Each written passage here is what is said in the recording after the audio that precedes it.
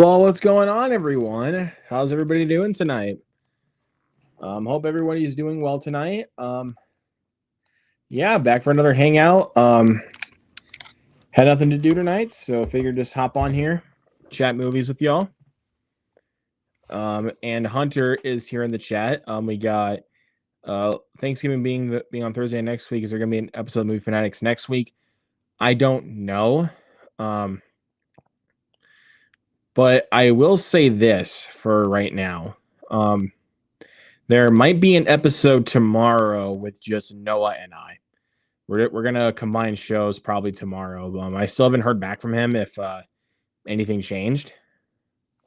So my man Noah, if you're watching, just letting you know right now. Yeah, I just haven't heard back from him if anything's changed. So we'll see. But case in point, there might be an episode tomorrow. Are you still planning on doing a review for Wicked Part 1 because Part 2 opens on Thursday? Here, I think I'll probably do the review tomorrow.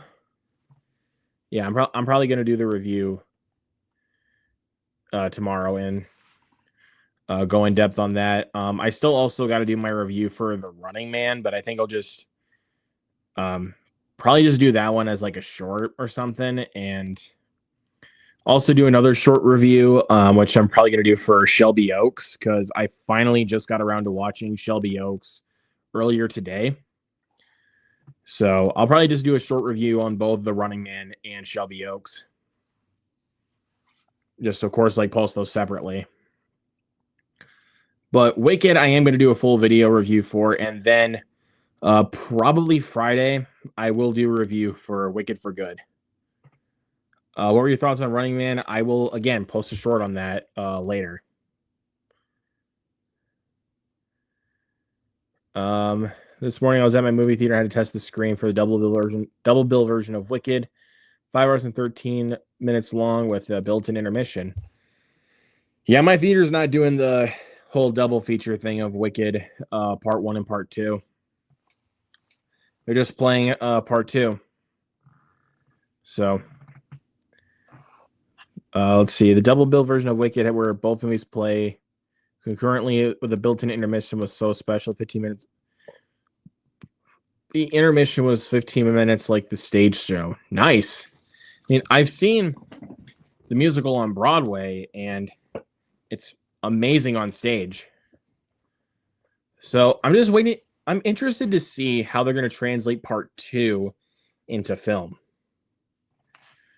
So, Soulless Trench Coat. Trenchy, what's up, dude? Says, hey, what's up? Well, what's up to you too, man?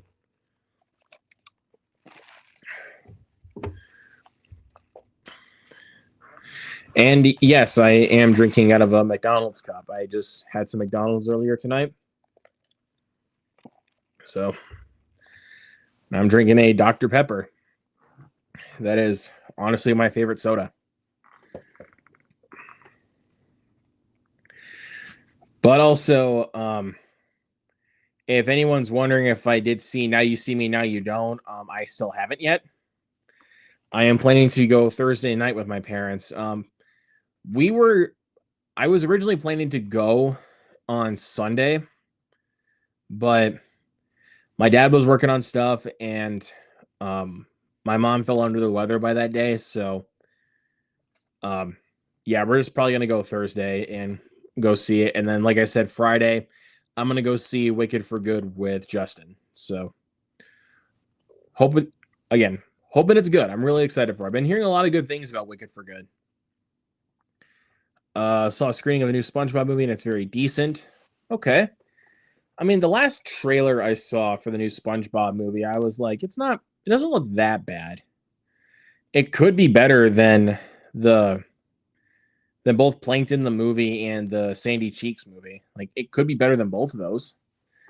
I mean, I kind of enjoyed Plankton the movie enough for what it was, but the Sandy Cheeks movie was just abysmal.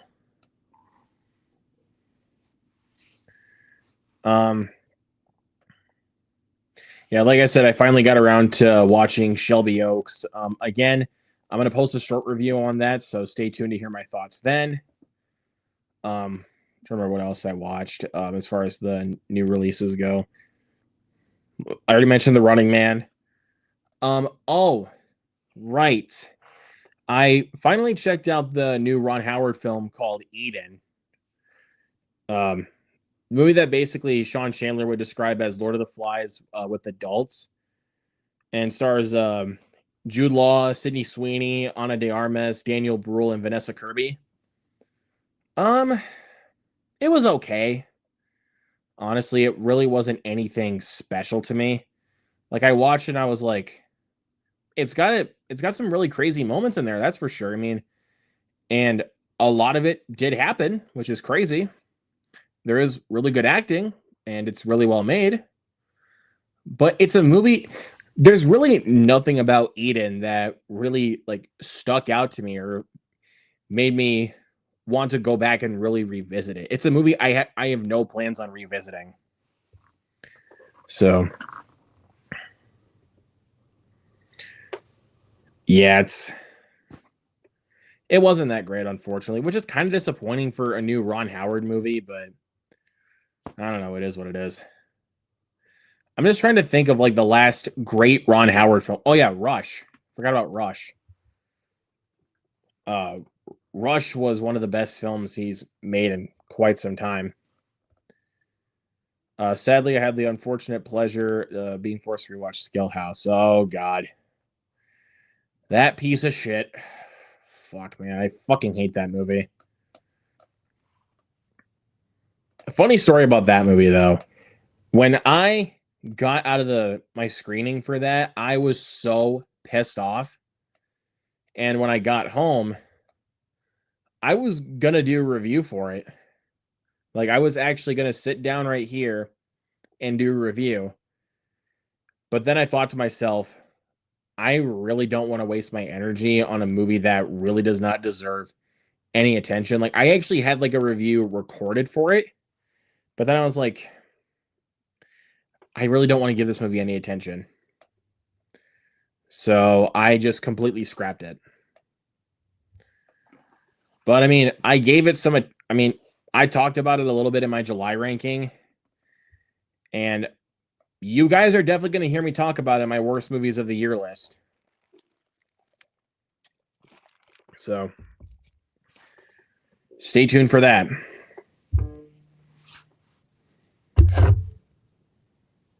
So let me look at my letterbox to see what else I've been watching recently.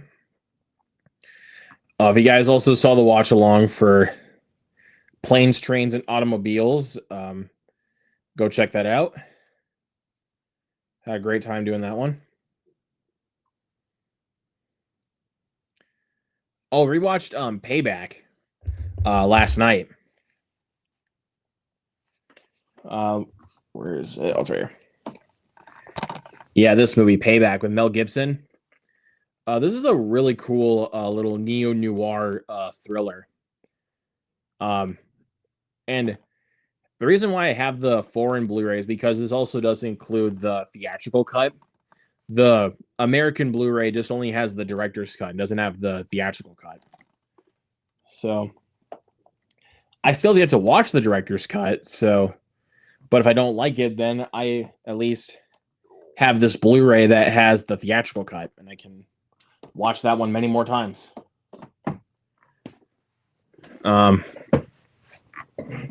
Saw Rush over the weekend and loved it. Nice, dude.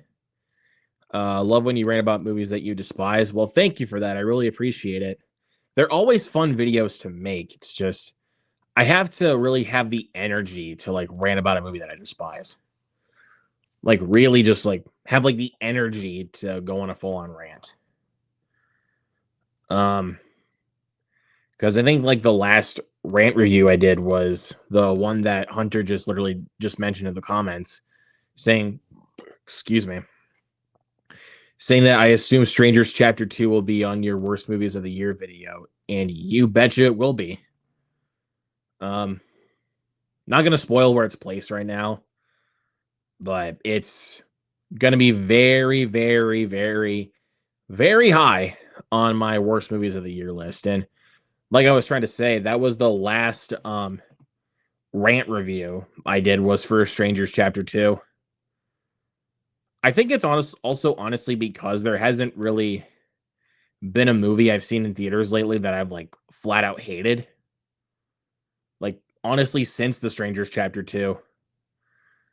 Because let's see, like after that, I saw One Battle After Another, which is my favorite film of the year, and then saw The Smashing Machine, which I thought was very good, but not a movie I really ever care to revisit. What else? Shit, I'm trying to remember. Oh yeah, Roof Man, which I absolutely loved. I loved Roof Man. Then Good Fortune, which I also really enjoyed. Black Phone 2. You guys know I love Black Phone 2. And then Tron Ares, which I didn't like at all, but I didn't flat out hate it like I did Strangers Chapter 2. But I am not gonna but I'm not gonna hide it and say that it's a good. I'm not gonna say that it's a good movie. It is a bad movie, but it's not like one that I despised. What else? Then Springsteen, Deliver Me from Nowhere. I didn't really care for that one either. I thought it was extremely average. And then Regretting You, which I enjoyed enough for what it was. I didn't think it was an awful movie like a lot of people are making it out to be. Like, I liked it enough for what it was. And then Chainsaw Man, Reze Arc. I thought that was awesome. And then I loved the movie that's in the background of the stream right now, Predator Badlands. And then The Running Man. Again, I'm going to save my thoughts for the short video I'm going to post probably after the stream is over.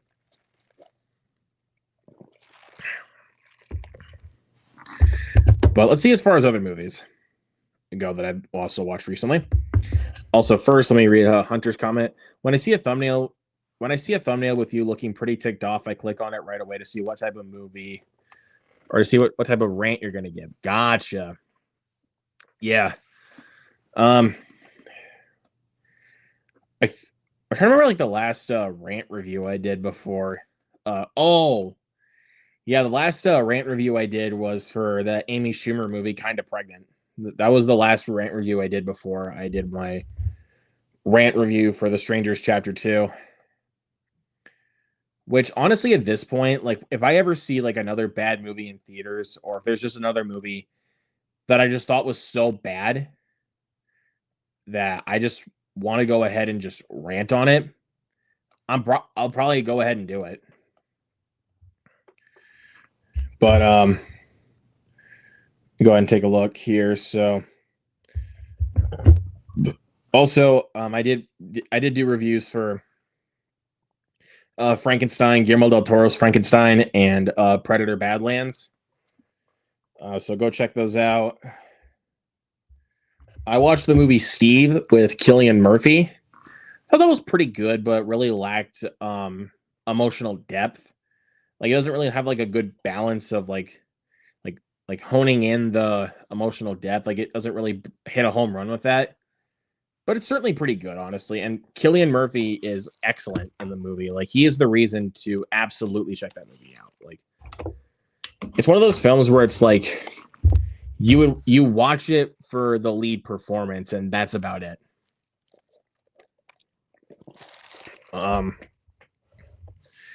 What else? Checked out A Big Bold Beautiful Journey. The new romance movie or rom-com romance movie with Colin Farrell and Margot Robbie. I liked it enough for what it was. Like it was a solid enough movie.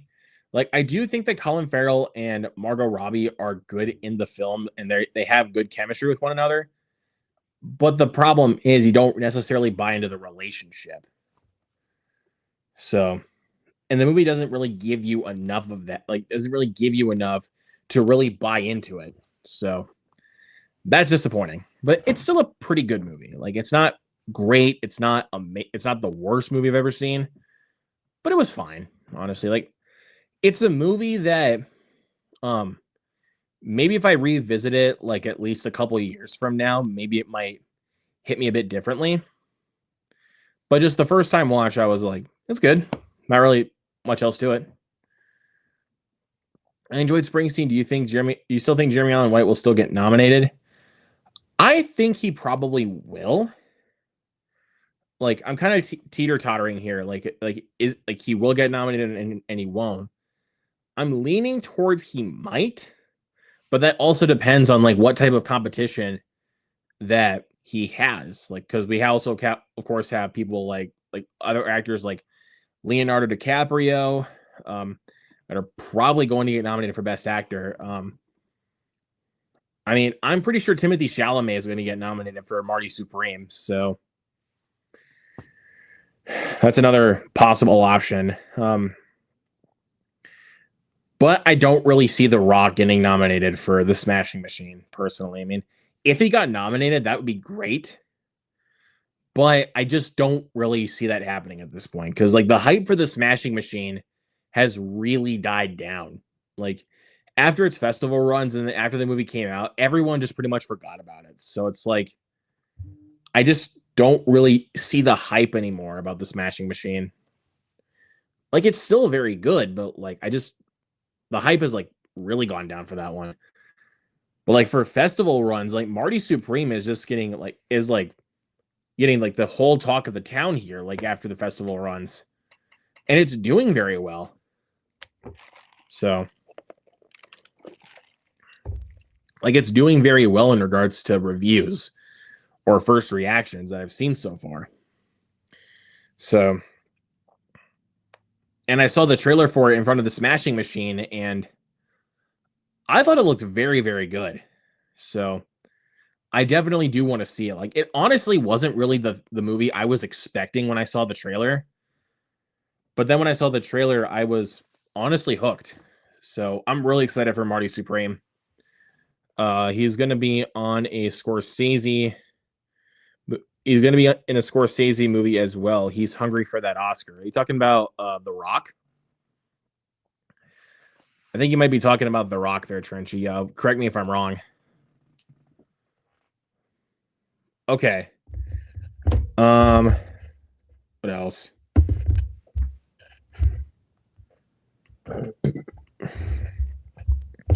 Another one I checked out, speaking of Colin Farrell, Ballad of a Small Player.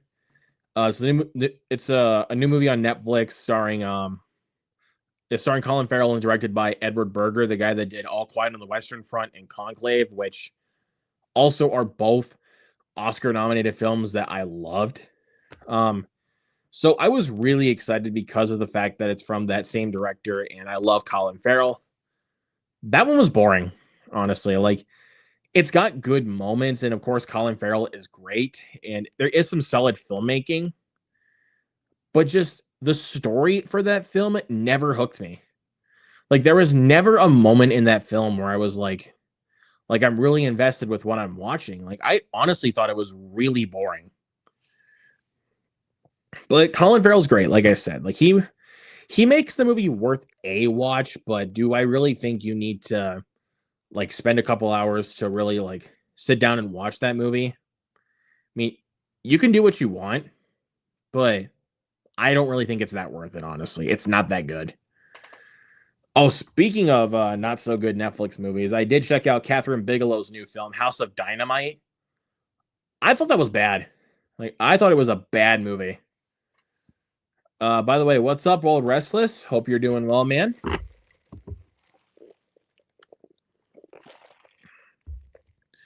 But yeah, so House of Dynamite, I did not like that movie at all.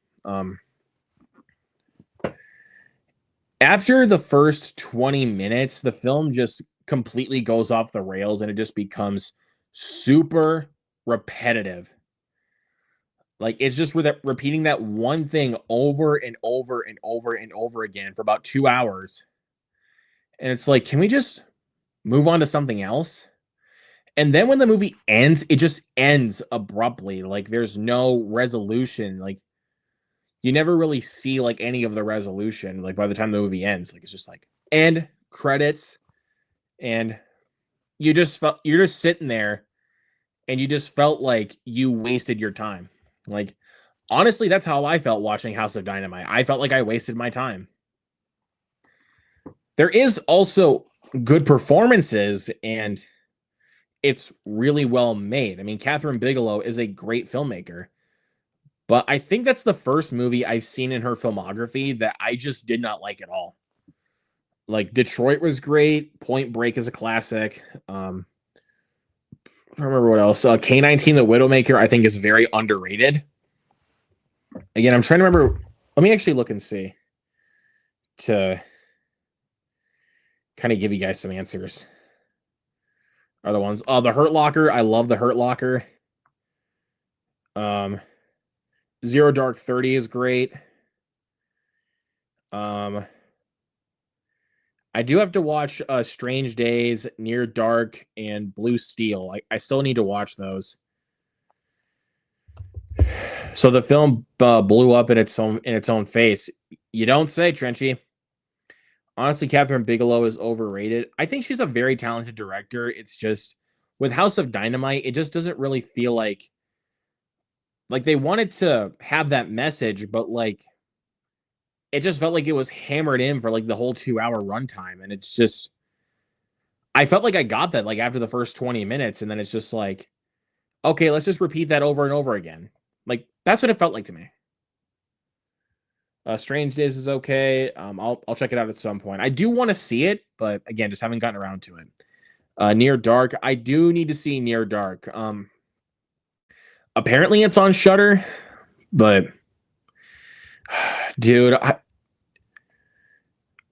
I really want to see Near Dark, man. Like that just seems like my kind of vampire movie. Like it's something kind of different than what you would see from like typical vampire films. Like it's a vampire film that's also in kind of a Western setting. So like that to me sounds awesome. So one day I will watch it. It's just hard to come by on streaming, and also the physical media releases for that film are insanely out of print. Like I go on eBay and then I try to see if they have any good deals for it on Blu-ray, and then it's just like, oh, they're about $60, and I'm like, fuck. Have you seen John Carpenter's Vampires? I have, and I love that movie. I think that was James Woods and one of the Baldwin brothers. I can't really remember which one, but I love that movie. I love John Carpenter's Vampires. I think that was the last great John Carpenter film. Like, if you were to ask, like, what was John Carpenter's last great film, everyone would say, like, In the Mouth of Madness, but I gotta say Vampires was his last great one. Like, I love that movie. That's another good vampire Western. I think I prefer Near Dark, but Vampires is great. Again, I still gotta watch Near Dark. Vampire starts off strong, but derails. I disagree, but that's, hey, it's your opinion. So, but yeah, love John Carpenter's Vampires. SBC Unleashed, what's up, man? Says, what's up, bro? Thoughts on winter-themed horror films? There's some great ones out there, but the one that always comes to mind when it comes to winter-themed horror films is easily John Carpenter's The Thing. And actually, I got a funny story about that. So I think it was about, I don't remember which day. I think it was November 8th, I want to say. A couple Saturdays ago. It was snowing in my area. Like, it was actually snowing in my area. So I thought the perfect movie to watch as soon as I got home from work was to watch I think I watched it about around nighttime. But I thought the perfect movie to watch around that time was just to watch John Carpenter's The Thing. Like, I thought that was just like suiting perfectly for the snow going on. So, like, anytime it's snowing, like, that's the perfect movie to pop on. It is hectic at the end, but I think it's Sixth Landing. But I see where you're coming from. Yeah. SBC says Misery and The Shining. Those are other ones I definitely got to watch around winter time. Funny mention, I wait until it snows to watch the thing. It's pretty funny. I like winter horror. Frozen is a good one. I've heard about that one. It's the one where they're stuck on the ski lodge and wolves are surrounding them. I think, yeah, I think that's the one I'm thinking of, like where they're stuck on the ski lodge and then wolves are surrounding them. Do you get a ton of snow where you live? That depends. Um, for the snow that I got a couple of weeks ago, um, there wasn't much. It definitely did snow like a good amount, but like it wasn't like inches worth of snow.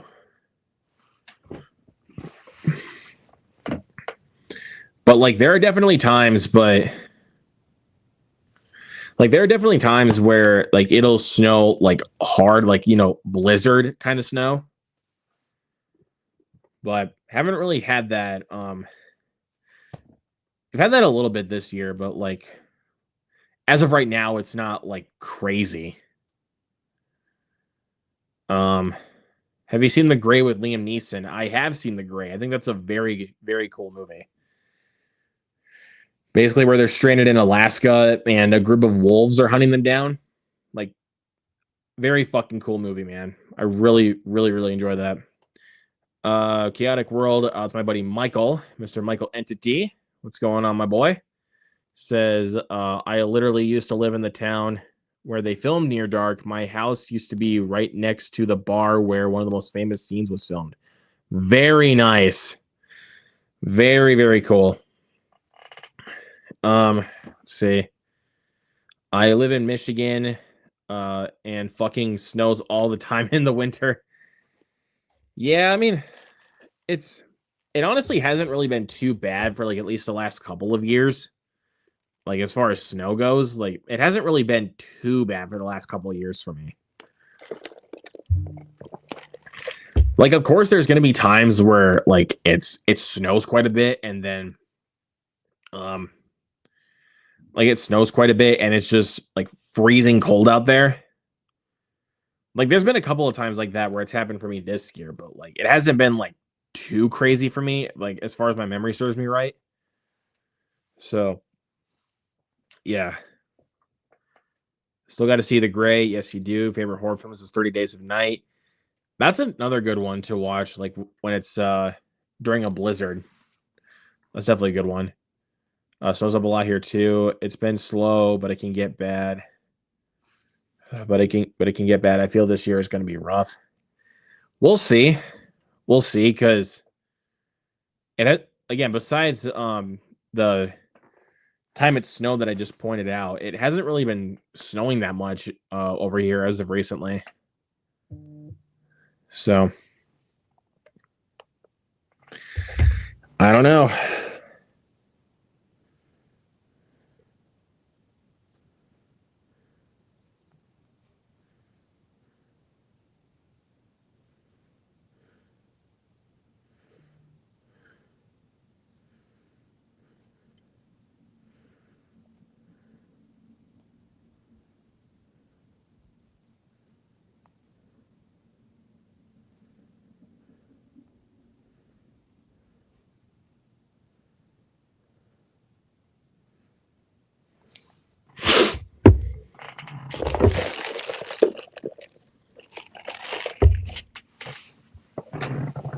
All right. So, I probably should have mentioned this half hour ago when I logged on, but of course I sent the link to some friends if they want to join. So, but while I wait, I'm going to go ahead and play some Mario Kart 64. But I'll still continue to chat with you guys. Let's see. Michael says, "What horror movie have you watched that you thought you really enjoyed? That you really enjoyed and thought was very disturbing, but you don't have the instant urge to watch it again?" Cool. That is a really, really good question. One that I thought was so disturbing. That was very, very disturbing. But I don't have the instant urge to watch it again. It's a good question. I really am just like trying to think of like ones that really come to the top of my head.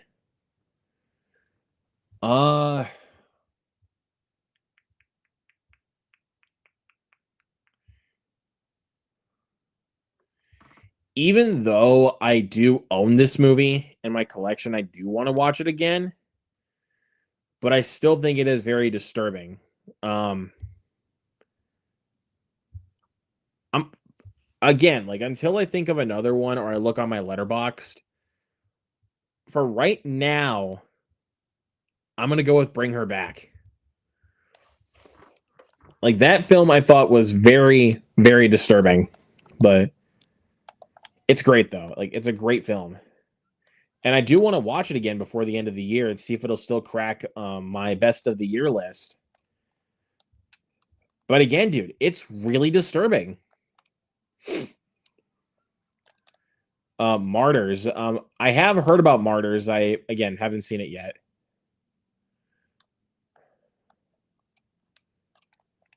From the 90s, it was shot over 3 years. Great movie. I think it tapped into some true evil energy. Don't know if I want to watch it again, but I might. Don't know if I'm going to watch it again. I might not anytime soon. Okay, I'm going to actually take a look and see some other ones.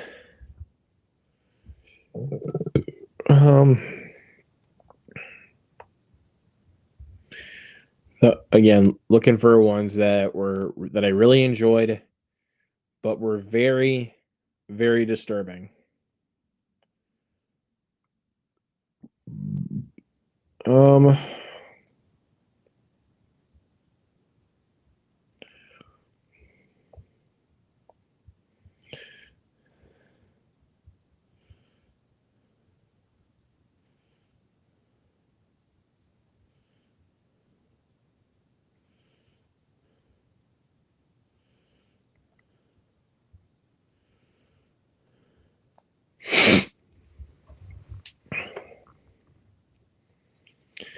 Again, this is another great one.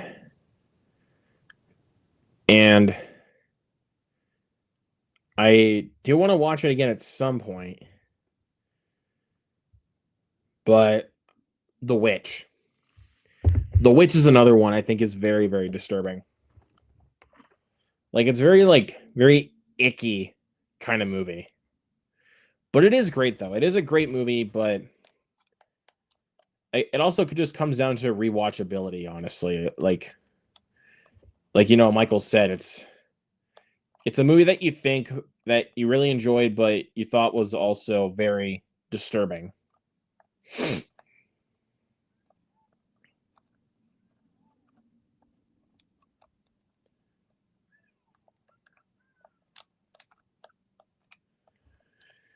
It's too hard to watch, build up.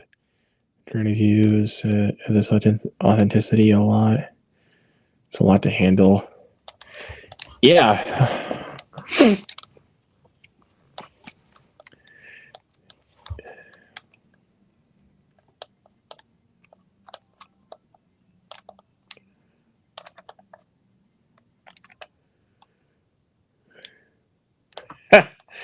No, was all like I'd hop on if I wasn't watching Dancing with the Stars. Well, Noah, are you still good for tomorrow to do the live show?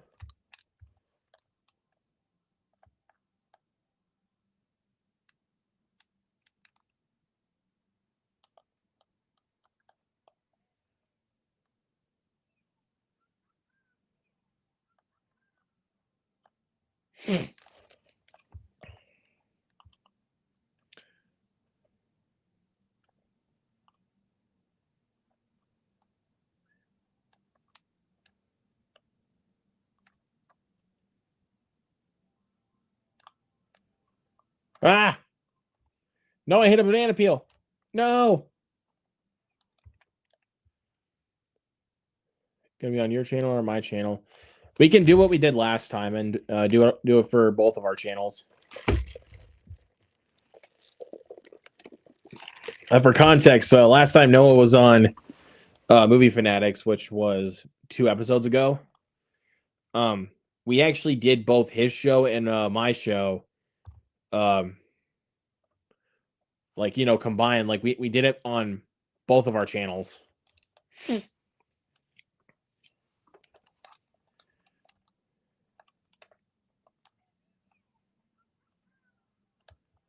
So we're gonna do the same thing we did last time.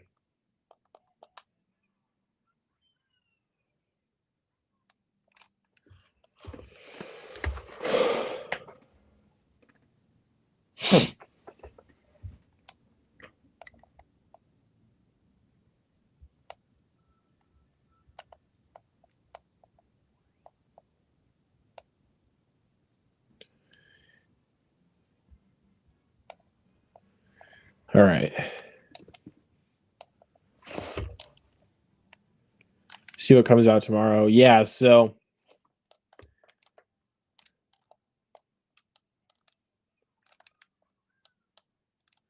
yeah, stay tuned tomorrow night, guys. So me and Noah are going to be doing both of our shows on tomorrow at same time as usual.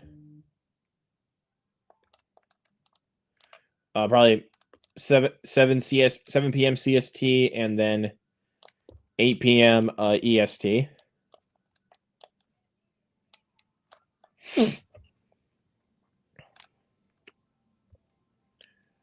So look forward to that.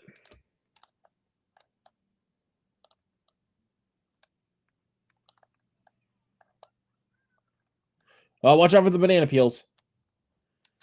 Watch out. Come on. Got him. No! Why'd you go past the item boxes? Come on, Mario. Don't let Luigi get past you. Or Toad. Come on. Got him. Come on.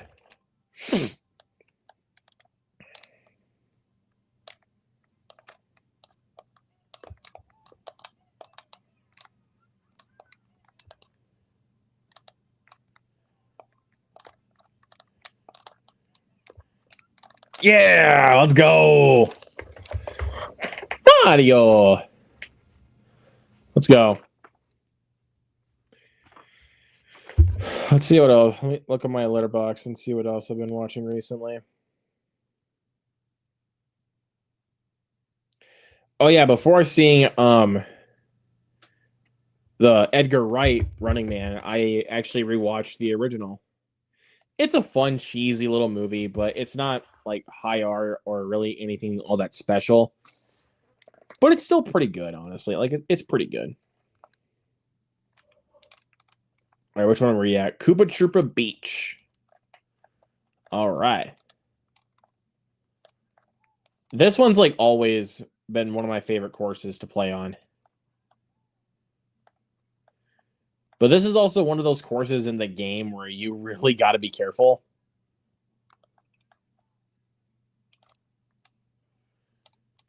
Because there's like a couple of palm trees that are like towards the end of the track that you could run into, but you also have to be careful if you do because you might spin out.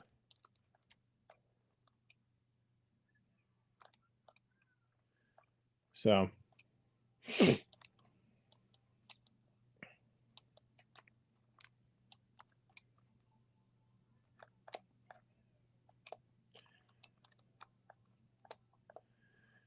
Also, a question for the chat. What is a movie that you are looking forward to for the rest of this year? And we've only got like about a month left. But for anyone in the chat, like what is your most anticipated movie for the rest of the year? I want to hear your answers.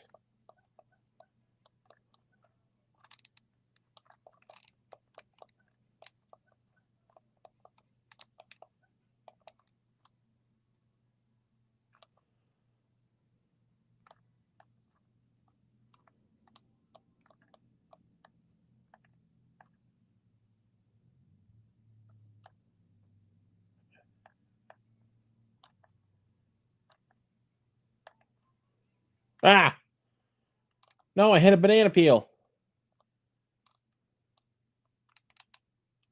Come on, speed up. Come on.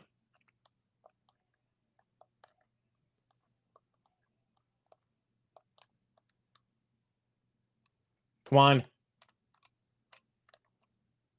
Come on, I can beat him. Come on.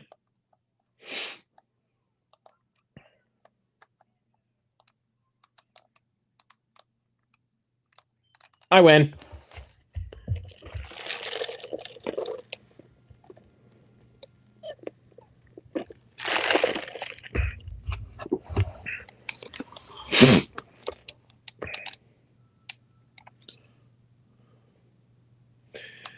All right. Doing really good so far. Got one more track left. Calamari Desert or Calamari Desert. I don't know how to pronounce that. But yeah, the last track of Mushroom Cup. But if you guys want to know my most anticipated for the rest of the year,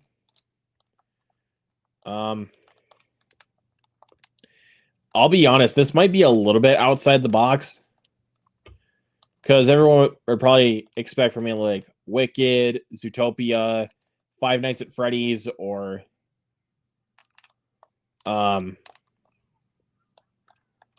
Avatar. Which I'm really looking forward to all of those. But my most anticipated for the rest of this year, again, just after seeing the trailers,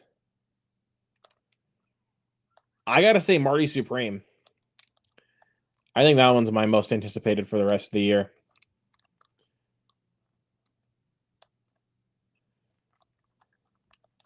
Because it's like, now that I've already seen The Running Man,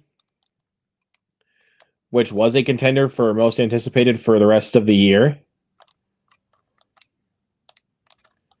I mean, I think for the longest time, for like the back half of the year, that was my most anticipated. Like, when that was definitely one of them, and then of course, like, Black Phone 2 also came about. Yeah, there was a lot.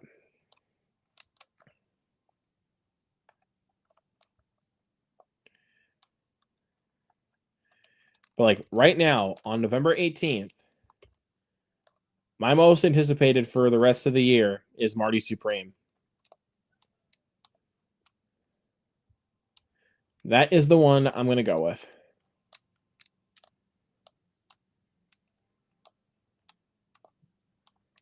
I hope it's better than the Smashing Machine. I mean, again, I really like the Smashing Machine. I just hope it's a better movie.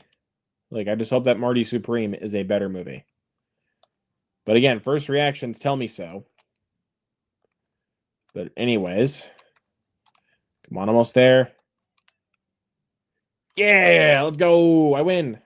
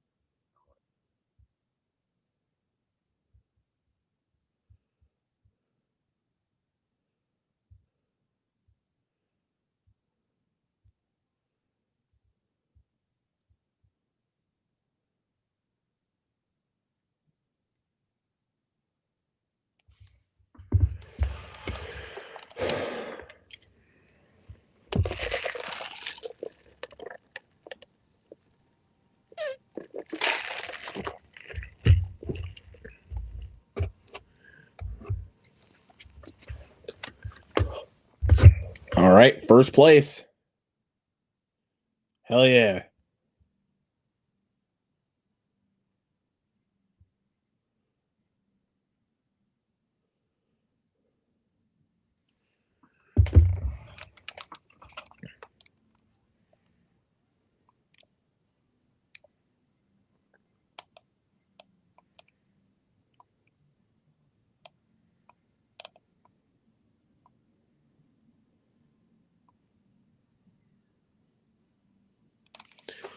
All right, gold trophy.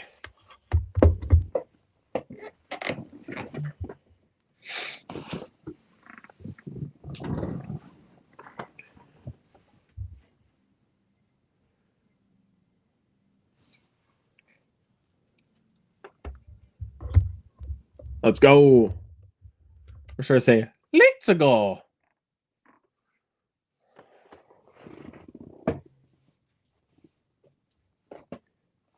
These.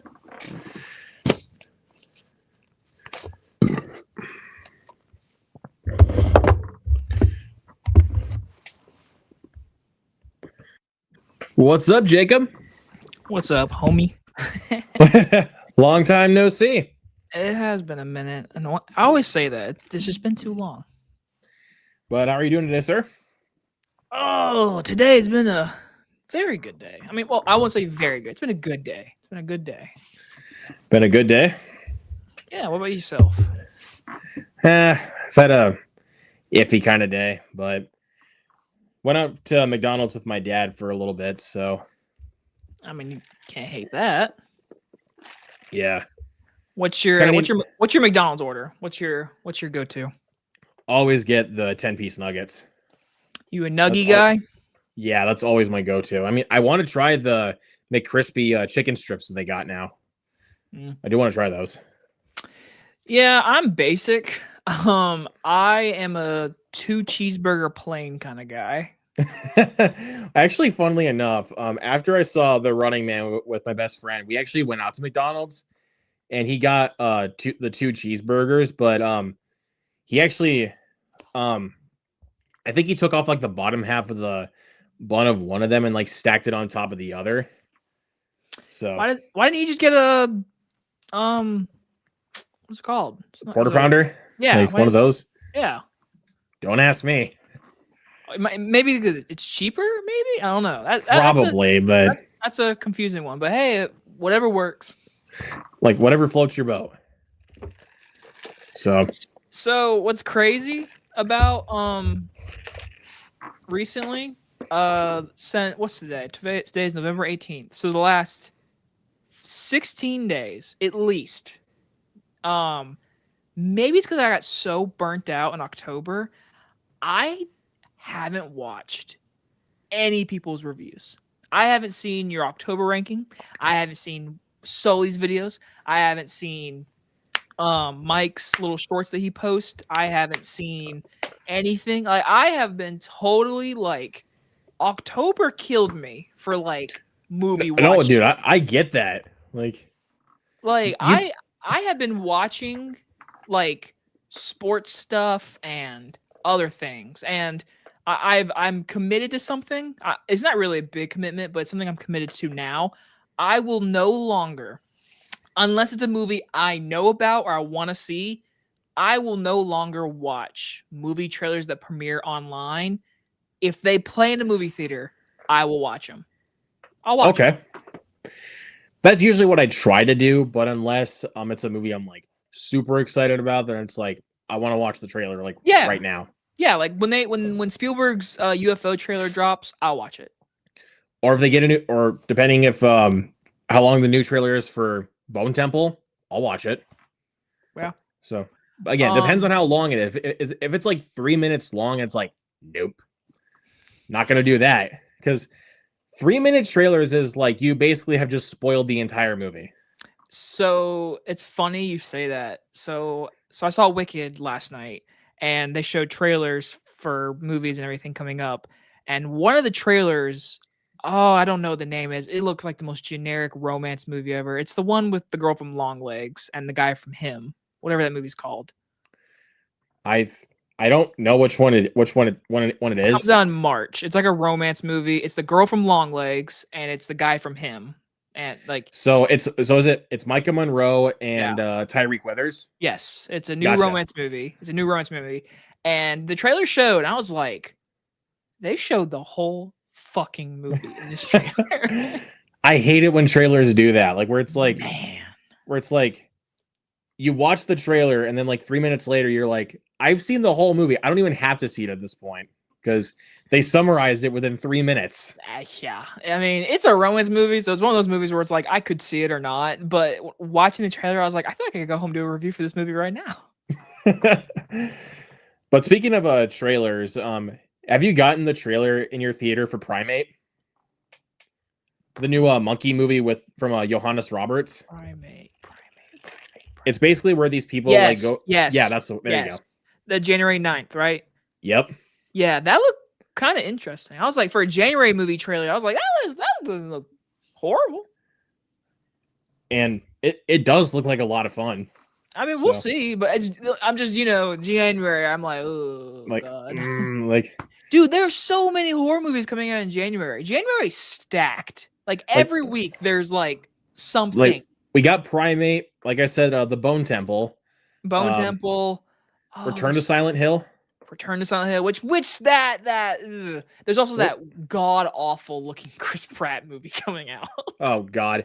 But we also got the new Sam Raimi movie coming out, which I'm really excited for. I saw the trailer for that, and it's kind of funny because that was the trailer I saw in front of Predator Badlands the first time when the power went out. So I was watching that trailer halfway, and all of a sudden, cut off. It was that trailer. Oh no! It was that trailer. So. Yeah, January, man. I mean, for a January, I'm like, wow, there's like 2 movies. Like, I'm like, yeah, like the Kristen Stewart movie that's coming out in January, her directorial debut or something. Oh, yeah. It's January. I feel like there's something else. There's something I'm forgetting about. But yeah, you're right. The Sam Raimi movie. Primate from the trailer didn't look bad. I was like, that looked kind of cool. And I read online that like that monkey is completely a practical suit. I'm like, holy shit, no way. Holy shit. I was like, that's cool. Dude, it's gotta be good then. Like it's gotta be good. It's January. We'll see. It's January. Like you got a point, man. It's January. Like every January, there's always gonna be a stinker. Like I don't know if I think it's Valentine's Day, but last night they'll show the new trailer for Worthing. Worthing? Is it Worthing Heights? Wuthering Heights? Wuthering? Is it Wuthering? I think it's Wuthering Heights. Dude, that movie looks like it's a horny 1920s movie. I don't know what it is. Isn't that new Emerald Fennell movie? Yeah. I mean, it looks like visually, it looks beautiful, but like, I'm like, is it like about sex? Because like the whole trailer is like kind of kinky. I'm like, is it what is this movie? I don't know. and they showed your trailer, Luke. They showed your Super Mario World in IMAX, which was cool. Man, you know how much I'm looking forward to that. Is that your most anticipated for next year? It's got to be, honestly, at this point. Like with what they're with what they showed, I'm like, okay, I want to see another trailer with how they're gonna do like the galaxy stuff because they didn't show much of that in the first trailer. That's like 60% of it was that whole mini Bowser joke. Yeah, that was pretty funny. I'm not gonna lie. Like it was cutesy funny for me. I mean, it wasn't like anything. I was like, I'm shocked how quick it's coming out. Because, like, didn't the last one come out last year? Was it last year? Or 2 years ago. 2 years? That's crazy. But you know how much money that one made, so they're like, yeah, we're gonna get a sequel right off the ground. No, yeah. I mean, it's just interesting to me that that movie takes 2 years to make, but like Zootopia 2 took 9 years, Frozen takes 8 years, the K-pop movies the next one's like 2029. So like it's just so funny that like it takes so long for certain movies, but for Mario, it's like, oh yeah, we got another one coming out like 2 years from now. It's like, whoa. I don't know. That's always interesting. They kind of did the same thing a little bit with Despicable Me. Like the first one, or the second one came out 3 years after the first one. And I think but it took them like 7 years after the third one to do Despicable Me 4, which, yeesh.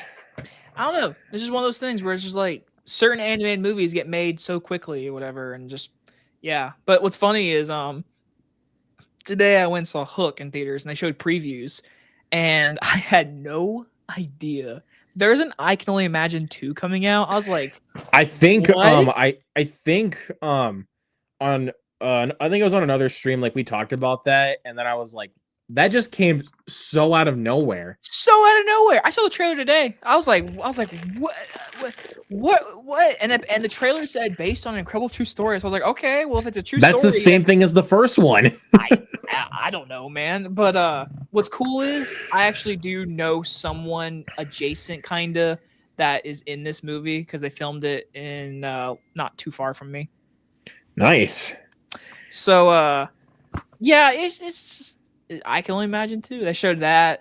They showed the trailer for Zootopia. It was funny because they also showed the trailer for Wicked for Good. It's so weird. I don't know if that ever happens to you where you see a movie and then like they play the trailer. You're like, I've already seen this, and like everyone in the theater was just sitting there like watching the trailer, and like I heard like because when I was watching Hook, there was like a family in the theater, and they were a really cool family because before the movie started, he said, "Hey," to me, he's like, "Have you seen this movie?" I was like, "Of course." He's like, "Okay, no one in my family has seen it. Can you believe that?" And I was like, "That's crazy, man. This is a great movie." He's like, "I know, right?" He was really cool. But when the trailer for Wicked came on and it ended, the dad he looked at his two daughters and he said they were really young, and he said he's like, "That movie looks wicked." I was like, "You're a dad." You're a dad. I actually was about to bring up that point because I think the third time I saw Beetlejuice, I went with my mom to go see it. My theater never usually changes their trailer packs. So it was a few weeks after this came out. I had seen the trailer for The Wild Robot. So like my theater never usually changes their trailer packs, and I was watching that trailer and I was like, I've already seen this. But it's kind of cool though. You're like, yes, I just saw a trailer, but I just saw it. So like for me, it was like seeing the Wicked trailer. I was like, I literally watched this less than 24 hours ago. Like that's so crazy. And now watching the trailer, low key. I mean, you've seen the play, so you already know what happens. But like watching the trailer, I'm like, damn, they really show like a lot.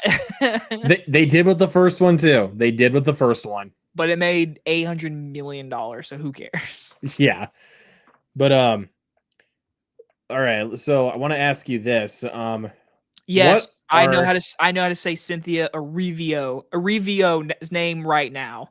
Okay. Dude, the comments are crazy.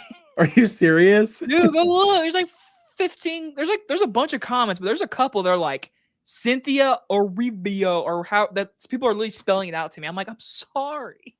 Like, sorry. Also, I'm just saying, I didn't break embargo. Okay, technically I did, but I saw it in a public screening, and I'm at this point, I don't care anymore. If I see it in a public screening, then I'm allowed to review a movie. I want someone to email me from somewhere. It's happened one time. I want someone to email me again. I'd be like, dude, I saw this at a public screening. Public. Yeah. If you go to a press screening, then they usually tell you like embargo. But exactly. But so. Like the movies that you see at like secret screenings, like they never tell you embargo, which was so stupid because Regal had one last night. But I was like, why would y'all do it the same night you have a prime screening for Wicked? Like I was like, well, I knew it was Sisu, but I was like, yeah, it was Sisu. I'll see it Thursday, whatever. Yeah.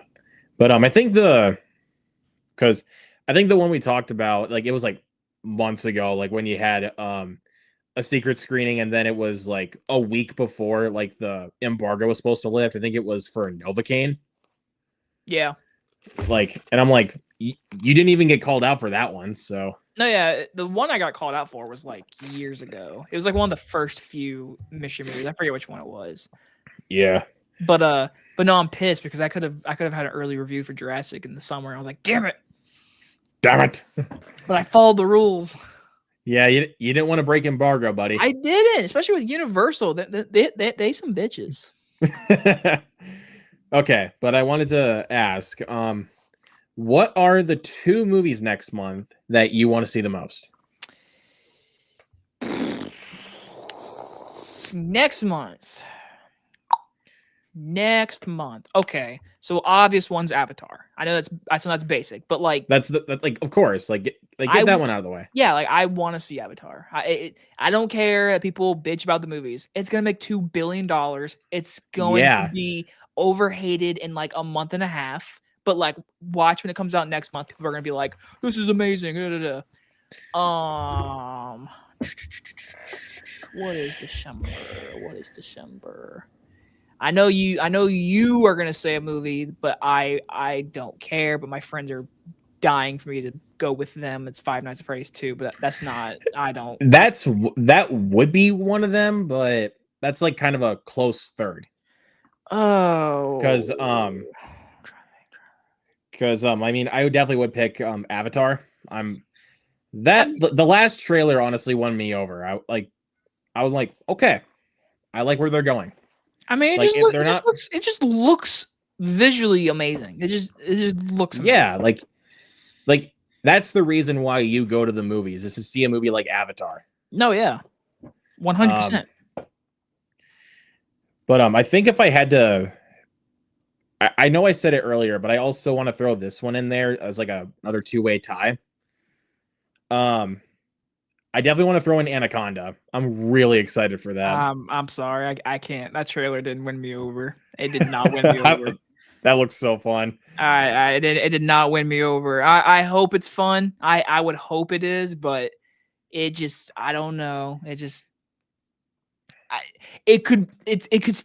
either gonna be super dumb fun or super bad. There's no in between.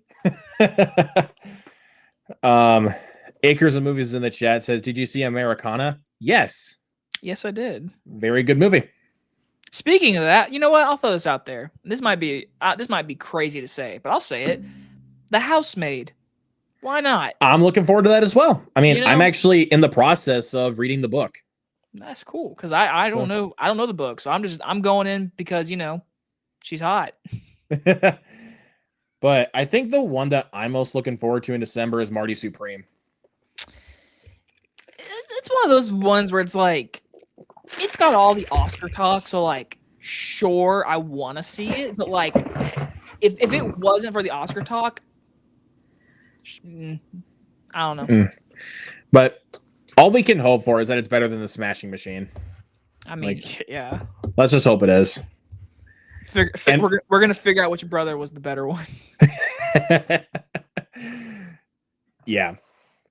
But I do want to say this. This doesn't count towards movies, but they're doing an IMAX re-release of The Shining. I'm fucking there. Dude. I'm there. Nice. And this sounds super basic, but it's the truth. I mean, it's Stranger Things 5, Part 2, and the Part 3, so Well, if we're gonna speak on TV shows, Fallout Season 2.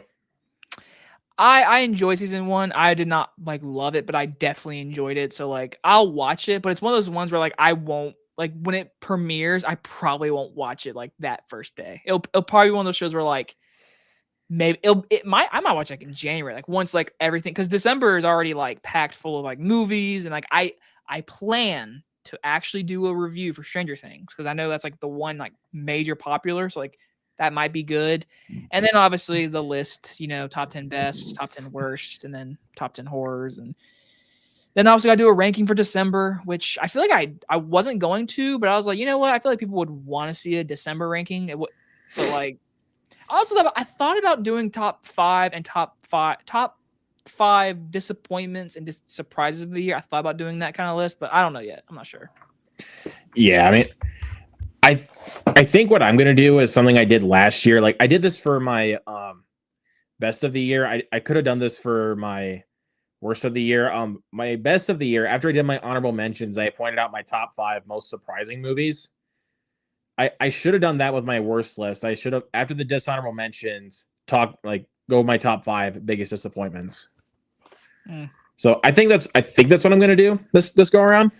I'm not sure yet. I'm really not sure. I know I'll do my basics. I will do monthly ranking video, horror best, worst, and best. Those are guaranteed, no question. But I don't know yet. Maybe. But just to kind of go off of that for now, what is your biggest disappointment of the year?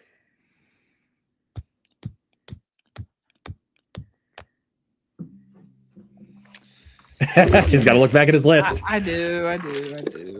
I'm not even doing the list. I'm just going to my YouTube. Well, I'll look at my list.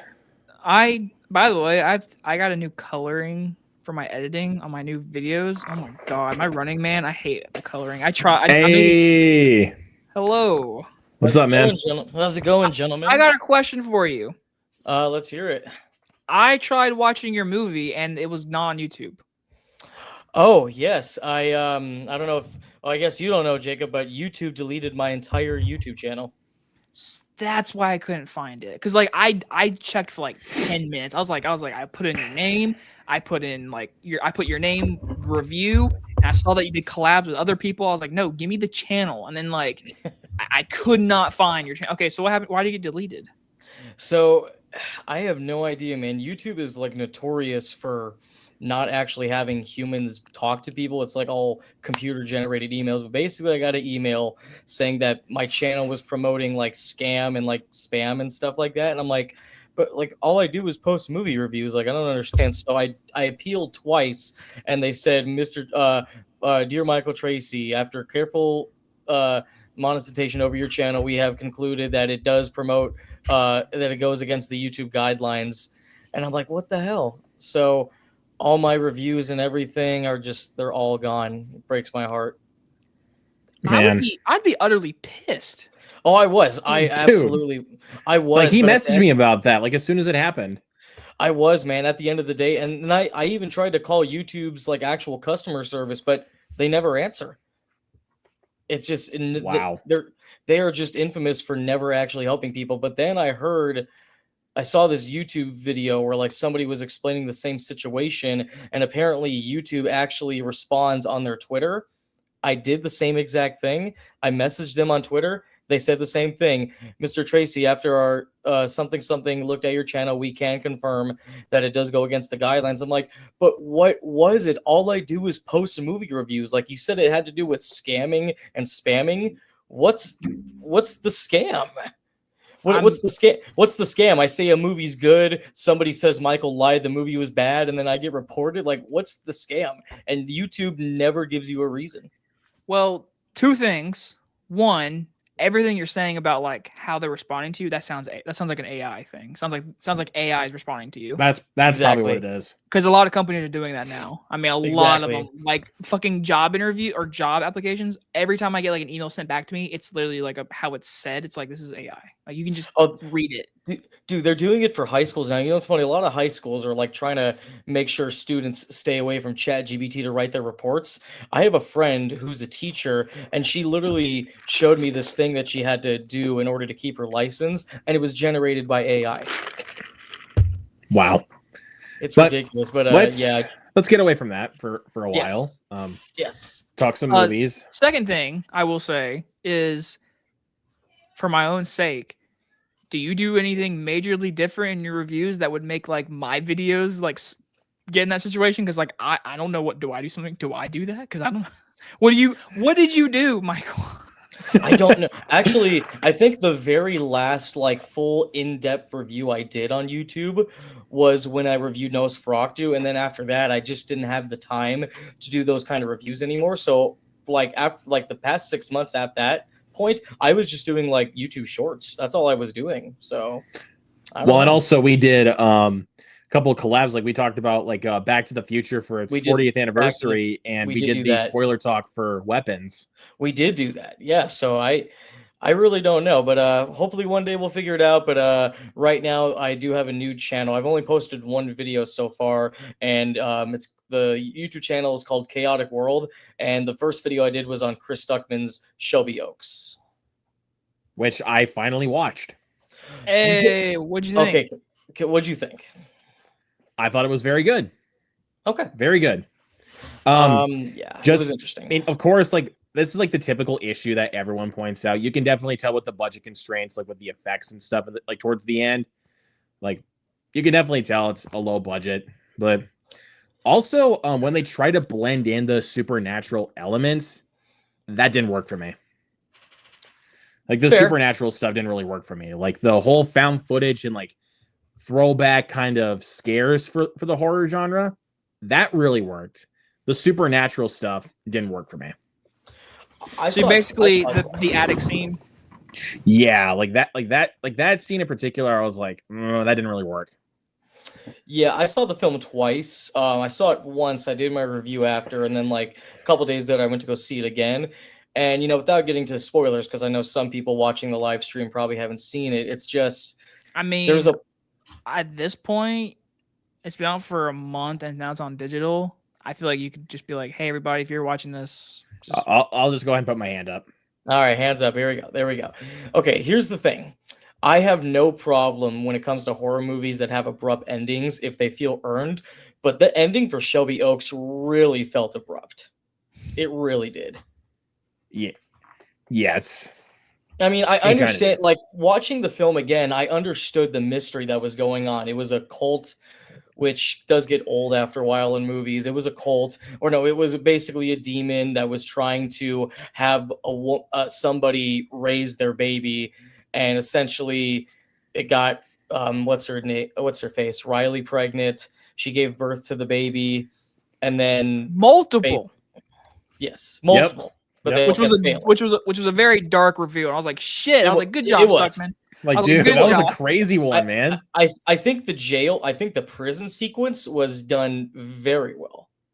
I Very know, and I saw a few prison people sequence was talk great. shit. People talk shit about that scene. The only thing that I would have an issue with was the wide shot. I was like, "Yeah, that's CGI.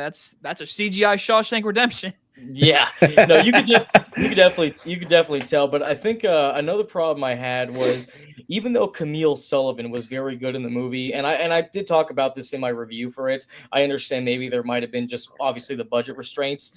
Even though she's good in the movie, and it is very smart the way they do it mockumentary-esque, where we get to learn a little bit about them. I didn't find myself like caring about the Mia character. What do we know about Mia? She loves her sister. She wants to find her. She wanted to have a baby and couldn't have a baby. So, but other than that, there's not really anything interesting about her character. Like, what does she do for a living? Like, what is she? What is her job? Also, I know everybody's been talking about this, but let's just mention it. Why does she keep the blood covered over her face? And why do people not mention, hey, you still got blood splattered on your face? Yeah. Okay. I honestly, like, when I first watched it, sure, it's a kind of little critique. It's like in real life, you would have cleaned that up immediately. Yes. But for the movie and visually, it was cool. Like, she's sitting there and she has blood and she's traumatized of what she just saw. So like that image for movie lovers is like, that's a fucking cool image, in my opinion. I can understand. I can When she's understand watching the tape and she's like watching the video and like when the TV's reflecting off her and the blood's on her side, like that side, like I was like, this is a visually like pleasing horror shot. Like, I don't know, for me it was, but in reality, it's like, yeah, what? Clean that shit up, ho. Yeah, for me, it's like the movie only focused on the mystery, which is fine. Obviously, if a movie's fast paced, you don't want to dwindle off and do other things. But I compared it to Hereditary because everybody was kind of saying this was like a combination between Hereditary and Blair Witch Project. I mean, they even said that in the trailers. But the difference with Hereditary, minus the fact that it did have a bigger budget, is not only did it focus on the horror aspect, but there were quiet moments where we got to see them as a family dealing with grief. In this movie, it only focuses on the mystery and nothing else. I mean, for you and me, Michael, I won't just single myself out. For me and you, who've worked on movies, you got a feature, and I have a 48-minute movie, and I've made 8 short films. When you're making a movie and you have a budget, like, and you have, like, for his sake, he got the way of like Mike Flanagan. He got Neon. So for us, we're like, oh, we can do whatever we want. He had the chance to make his movie and then get reshoots and add $1 million for a Neon released film. So I feel like at the end of the day, he took every penny he got from us and he made sure to make everything be seen on screen. And it's only like an hour and a half movie. So I feel like all of it just went towards the story at hand. That's why, like, the whole like baby stuff in the very beginning for her, like just seeing the crib, like that image alone tells you enough that like he didn't want to spend more money on another scene because, like, Yes. on a 1 day shoot, I mean, the entire scene of her talking to her husband, that one scene, that was probably a whole day of shooting. Like, oh, absolutely. yeah, Yeah. right. Like that's a whole day. That's a day, and they film 12 hours a day, maybe more sometimes. So it just because it was a $1.4 million movie. I'm not counting the $1 million that Neon added. I'm not even counting that. He made a movie that, to me, first off, visually, holy shit! You watch that movie, you're like, that's not $1.4 million. That's like that. Oh, the cinematography is beautiful. The colorist, Yeah. the colors for this movie, good freaking job. Holy crap. Definitely. And obviously, like comparing it to Hereditary would be kind of almost like a cop out in a way because Hereditary had a way bigger budget, obviously, more Yeah. money behind that. But at the same time, what I will say, it's kind of the same way I felt of, I can't remember her name, but it was M. Night Shyamalan's daughter who did the Watchers. Yeah. Obviously, the Watchers had a bigger budget too, from all that stuff. But Well, it's when your one of dad's the- M. Night, yeah. Yeah, Yeah. well, for the Watchers, even though the Watchers wasn't a perfect movie, I'm very excited to see what else M. Night Shyamalan's daughter is going to bring if she continues to direct. The same way for Chris Stuckman, I'm very excited to see what Chris Stuckman's going to do for the next project. So just to give you a heads up, I forget the fucking name, but it's on Apple TV. The show that M. Night produced, she directed a couple episodes, and there's the episodes that she directed are really well done. It was a Servant. So yeah, it's an underrated show. It's I've heard- solid. All right. Is solid. it horror or? Horror thriller, yeah. I All know right. I know the basic premise, and the premise itself is really crazy. So No, you I'm should exci- watch it. Okay, I'm Yeah. definitely gonna have to check that out. I've been watching a lot of American Horror Story lately because they obviously just announced a new season coming out. So really looking Yeah. forward to that. Yeah. But I will say this about Shelby Oaks. For me personally, when I was watching that movie, so when I saw it at like a very early like screening, like weeks before, I missed and that. everyone that was there, like when we were walking out of the theater, people were like, "Wow, like this, I felt like a Blair Witch, whatever." I don't know if it was just me, but I was like, "That shit was Lake Mungo." That first 20 minutes, that is Lake Mungo. That is straight up. He wanted to do Lake Mungo, and I love it. My favorite scare in the whole movie, favorite one, is it's actually inspirational. Like it was literally like, I love it. I love this scare. It's when she's done watching the tape and it turns off, and the reflection on the TV, you can see the thing. Dude. That was good. Oh, when I saw Dude. that in theaters, everybody gasped. No, yeah, everyone. When I went to the early screening, because I didn't see it like when it came out, but like early screening, everyone went. I was like, dude, that's such a fucking good scare. I also think the design of the demon is actually really cool. So that's where I'm like, because I've only seen it the once. I was gonna see it again in theaters, but I didn't get a chance to. It was one of those things where like I don't know how I feel because the whole movie is so good at hiding it that at the end when they show it in the attic, I'm like, did we have to see it? Yeah. They could have done something similar to I don't know if you guys remember the Boogeyman that came out a couple years ago. I thought it was actually a really decent horror film. That's the Sophie Thatcher one, right? Yeah. Yeah. I like that. I think they could have done something similar where when you watch, because I mean I've only seen the movie once, so maybe I'm wrong. Maybe you do see the monster a little bit more, where the monster for the most part is like hidden in the shadows. They probably could have done that with Shelby Oaks, but I mean I understand with the budget you have, you want to be able to show off the creation of the creature. Or could have done something like Babadook, like where in the Babadook, most of the time you just see his silhouette. Yeah. Yeah. I think Again, that could have been then. I've only seen it the one time. Hell, I got because did you get you funded the movie too, right, Michael? I did. I think I funded like $70. Did you get the 2 posters sent in the mail? I did. I don't know if I want to hang them up, but like I don't want to get rid of them. But I don't know if I want to hang them up. I definitely, if I'm gonna hang up either one of them, I'm gonna hang up the one that's with my name on it. Since the movie's being distributed by Neon now, because I ended up, so I donated, but then I also ended up doing that package where like you get the Blu-ray and stuff. So are we getting the Blu-ray still, or like what's since it's with Neon? Okay, that's what I'm thinking. Chris, in those emails that get sent, like it now the movie's on digital. I'm at this point I'm just waiting for like, all right, when do we get the Blu-ray sent? Because as soon as that Blu-ray sends, I'm instantly watching those bonus features. That's the first thing I'm doing. Oh yeah, because Yeah. Chris said Chris is big on all that stuff, so he really wanted to make sure. I mean, that's why I love filmmakers like actual film lover filmmakers, like how Kevin Smith does a documentary for every movie he does instead of just doing a typical 10-minute behind the scenes. He's just like, let's just do a full hour and a half documentary of the making of my movies, even the shitty ones. Yeah. Well, either way, I enjoyed Shelby Oaks. I do hate that, like, as soon as it became rotten on Rotten Tomatoes, that people start cheering. I was like, you guys are fucking assholes. Everybody was trashing on it. Honestly, man, everyone. I gave it a decent grade. I mean, I think I gave it like a 6.5, which is basically like a B for me. I enjoyed it. I really did. I enjoyed it. I think I would give it a B plus personally. I would give it a B plus. So I will say this, and this almost relates to the movie Traumatica.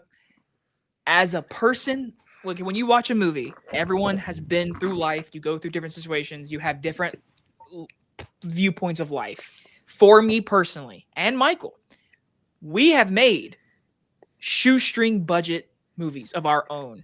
And it is hard as fuck to make a movie because you got to get everyone on the same day, on the same time, sometimes for free, which is my case. Michael, I don't know about your feature, but I didn't have money to pay no one. So all my people are just connections to connections. You basically got a skeleton crew. It is. It 100% is. It's when all my behind the scene pictures that I'm going to release when Ruby comes out is literally me and two guys holding a light and a camera. And yeah. So at the end of the day, when I watch Shelby Oaks or Traumatica, in the back of my head, I'm like, it was hard to make a movie, and they fucking made a movie. You know? Oh, dude, it's so hard. I mean, and for me, dude, I mean, obviously, you've made a lot of short films, and I've seen, your behind the scenes and stuff. I think what you do is really impressive, by the way. For me, a lot of the stuff, it usually depends. Like, a lot of my crew is just like really close friends that I've met over the years that are they just love movies and they want to be a part of it. But like, there are some actors that I've worked with that are actually SAG, and I have paid them, and sometimes it also just depends on what the scene is. Like if it's like a really hard scene, like for Dark Cherry, I mean, obviously Luke saw it, so he knows probably about some of the scenes I'm talking about. Like it was literally my watched later list, and then it was gone. I was like, what the fuck, man? I'll send you a link to watch it. So you can finally watch it. But there's a scene that involves a snuff film, and I knew for a fact, I'm gonna have to pay these people to do this scene. And I paid them, and then I paid a guy named Sean Dillingham, who's actually in my next feature film, Barrett, and he was actually in Honey Don't, and him. Hell yeah. Yeah. I think you showed me that still the other night of the scene that he's in from him. Yeah. He actually he actually plays like a small supporting role in Honey Don't. Did you guys see Honey Don't? I haven't seen it yet. I did. It fucking sucked. You saw it, Luke? I think the last time you were on, Jacob, I think we talked about it. I fucking hated it. Dude, that movie fucking sucks. Dude, I was by the time the movie started, I was like, this is gonna be shit, isn't it? And then as the film progressed on, it just got worse and worse and worse. Michael, I think I might have talked to you about this one time about the trailer. Like, you'd think that Chris Evans is like the main bad guy of the movie because he's the one running the sketchy church. He's only in it for like 10 to 15 minutes. What? And I was like, fuck off. I'm not fuck off. That movie is way more about lesbian sex than it is a mystery. All right. And like the main mystery that the movie markets is never investigated. It's more about the girl going missing. So like her niece going missing, and it's like, I'll show you a picture. So the character, I'm looking at the plot. I guess like the character Mia is like the girl that dies that they're investigating. In the beginning. Sean Dillingham, the actor in my movie, is playing Mia's father. Tell me if that right there. Yeah, I think that kind of rings a bell. But I don't ring a bell for me. I'm not gonna lie. He was also in Yellowstone. He was in an episode of Better Call Saul where he actually had a scene with Bob Odenkirk. Yeah, for me, I know a lot of people that were in like Gemstones and shit. I know a few people. Yeah, And but then I'm you had a working. couple I'm of, working with him. and you've had a couple of friends that were extras in a couple of recent movies. Like you had a friend that Who was with in me? Regretting You. Yeah, Um, yeah. Tara's in the scene in the hallway when the main two are talking, and there's a classmate walking by. That's my friend Tara. Yep. In the movie theater, when she runs towards the guy, when she like bumps into people, that's Tara. Well, I know one girl who was in that Will Ferrell Reese Witherspoon comedy. I know she was in that. She I met didn't Will watch that. Ferrell. She met Will Ferrell. I was like, that's fucking cool. I didn't watch it. My special lady friend was just in, or she's not seen. At least I didn't see her in the movie, but she was behind the scene picture. She was just in Christie. Yeah, but I think I gotta wait until next month to watch it, but I really do want to check it out. I thought it was good. It was a good ass movie, but you know. now, Jacob, when we were doing our planes, trains, and automobiles watch along that we did a couple days ago, we ended up talking a little bit about Toy Story 5, and I know you like Toy Story, so I wanted to get your opinion on the Toy Story 5 trailer. How do you feel? I have not watched it. Oh, okay. Oh, I have not watched it. I actually just told Luke this 20 minutes ago. I'm at the point now where if a trailer premieres online, and if I really want to see the movie, like I want to see like the first trailer or whatever, I'll watch it. But if I don't see it in theaters, I don't care to watch the trailer anymore. Fair enough. that's totally fair, man. I don't know, man. I mean, So ask me in 4 days, because you know that shit's gonna be in front of Zootopia 2. You know it is. absolutely. Oh yeah, you know that. So Did you- in 5 days, when I see it, then I'll tell you. Okay, because I'm But a little bit. I know the plot. Like I know it's like there's like an iPad and shit like that. Like I'm that's a the little bad bit- guy. I'm a little bit mixed on it. I mean, I know some people say it should have ended at 3, which everybody agrees, but I still really love Toy Story 4. Maybe that's just me. I really loved it. I think it's only like okay. I grew up with Toy Story 1 and 2. I've seen both those movies over 100 times. I've probably seen Toy Story 3 70 times, but like that was 2010. So like I've seen it a lot in my life. Toy Story 4, I've seen maybe 4 times in my life. So that's my issue. I haven't seen it enough. That's fair. Yeah, definitely. I mean, because I saw Toy Story 4 when it came out in theaters, because I remember I went to go see it the day after Child's Play. That's when the new Child's Play came out, and they did that whole marketing campaign where Chucky was killing all the toys. Creative marketing campaign, by the way. It was. Which also was very interesting because the Child's Play, the kid's name is also Andy. There's 2 Andys that have had to deal with talking toys in our lifetime. How ironic. I will say this. They're 4 for 4 for me. So I have no reason to be like, but deep down, like, guys, we at some point, Tim Allen and Tom Hanks are going to retire. So like at some point, we can't continue this. So I don't know. I mean, I have no reason to be worried, but at some point, I'm just like, we're just milking it. And I know fucking Bob Iger came back and he was like, hey, we're going to cut this out. We're going to make sequels, damn it. And like Zootopia 2, Frozen 3, Toy Story 5. Why the fuck are we getting a live action Moana? But whatever. I don't know. I mean, Zootopia 2, I understand. I mean, I was actually kind of surprised Zootopia 2 didn't come out sooner. I know it's been 10 years. Almost 10 years. I love Zootopia. Zootopia's great. I love Zootopia. Zootopia's great. And then Frozen 3, even though like I don't love Frozen like most people, I think it's a really overrated series. I agree. I understand why they're doing a third one. I do, but Toy Story 5, but here's the thing though, Toy Story is a multi-billion-dollar franchise. Of course they're going to keep making them. Yeah, they want easy money. That live action Moana, at least 700 million worldwide, guaranteed. Oh, it absolutely moneymaker right there, like money. But then again, we were all surprised that Lilo and Stitch made $1 billion. Which holy shit! I'm not really that surprised. I was the one. Fuck other Michael, who was all like, I was like, no, Lilo and Stitch is about to make some money, and it did. Like now they're making a sequel. Like we both, like honestly, both of us knew it was gonna make money. Like there was no way that Mission Impossible was like gonna beat that out by any stretch. Like I was. Dude. Like with how it was kind of performing though, I wasn't sure if it was going to hit $1 billion, and then a few weeks later, boom. $1 billion. Oh, dude. I mean, I remember. So my kid is obsessed with like Lilo and Stitch. He loves Stitch just in general. And when he came over, he didn't watch the new one yet, so I just kind of put it on, and I hadn't seen it since I saw it in theaters. And watching it again, I still don't really think it's that great. Honestly, I don't think it's terrible, but Zach Galifianakis as Jumba, I don't know what they were thinking with giving Jumba that voice.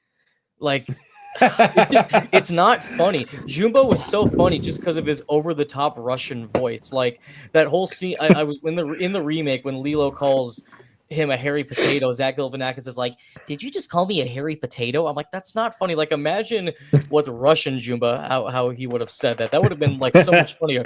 Hairy potato. I am not hairy potato. Like, I don't know. That was stupid. It just would have been. Yeah, that is a good point. But I don't remember the actor's name that played Pleakley, but I thought Pleakley was perfect. I know, Yeah, right? I agree. He's funny. He's funny. yeah.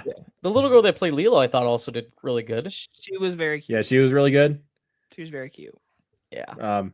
I agree with you. It was a movie. It was like, yeah, it's cute. It had its funny moments, but like Disney's just they're gonna make the simplest thing. That's why we're getting Moana live action because that movie's gonna make $1 billion, and that's an easy billion.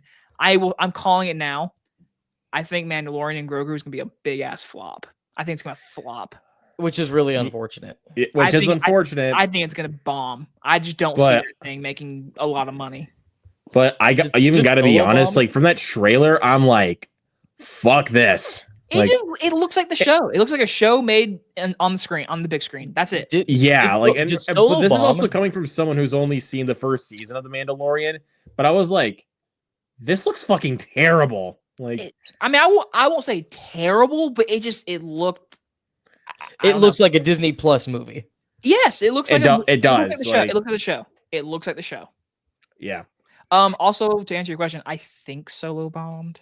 I mean, it made money, but like Solo didn't do very well. But I know, like the studio lost money. Yes, I know that. Yeah. But also, I wasn't big on Solo. Also, it was 30 minutes ago, but I'm gonna answer Luke's question. 28 years later. Damn it! I watched that one. I watched that one a few more times. That one's grown on me. I love that movie now. No, I'll be right back, gentlemen. DoorDash just came. I'm trying Dave's hot chicken for the first time. Never tried it. Let's see if the hype is real. That sounds familiar. I'm gonna look that up. I don't think I've never had that. So you can go, Michael. To answer your question, Luke. So like most anticipated of last year, 28 years was in my top 5. Like I was and I totally get like why it's your most disappointing. It's just it took a couple of rewatches for me to like fully understand it better. I'm sorry, man. I will continue to say this though. It's disappointment, but it's not a bad movie. It's not bad. Like it's just disappointing. It's disappointing. I fucking hate that ending. I hate it. I don't like the ending. I don't like the ending. I will agree with you. It is such a 360 on the fucking tone that I don't like it. But I will say this for recency bias, and I haven't seen your reaction yet, so I'm interested. Unfortunately, I'd give to say The Running Man. I probably will post a short review after we're done here. You haven't posted any shorts lately, man. I was like, damn it. I did post a couple of reviews recently. I posted one for Frankenstein and Predator Badlands. Yeah, I know. These last 14 days, I haven't watched any videos of YouTube, anything. Also, Michael, can you hear me? I can hear you now.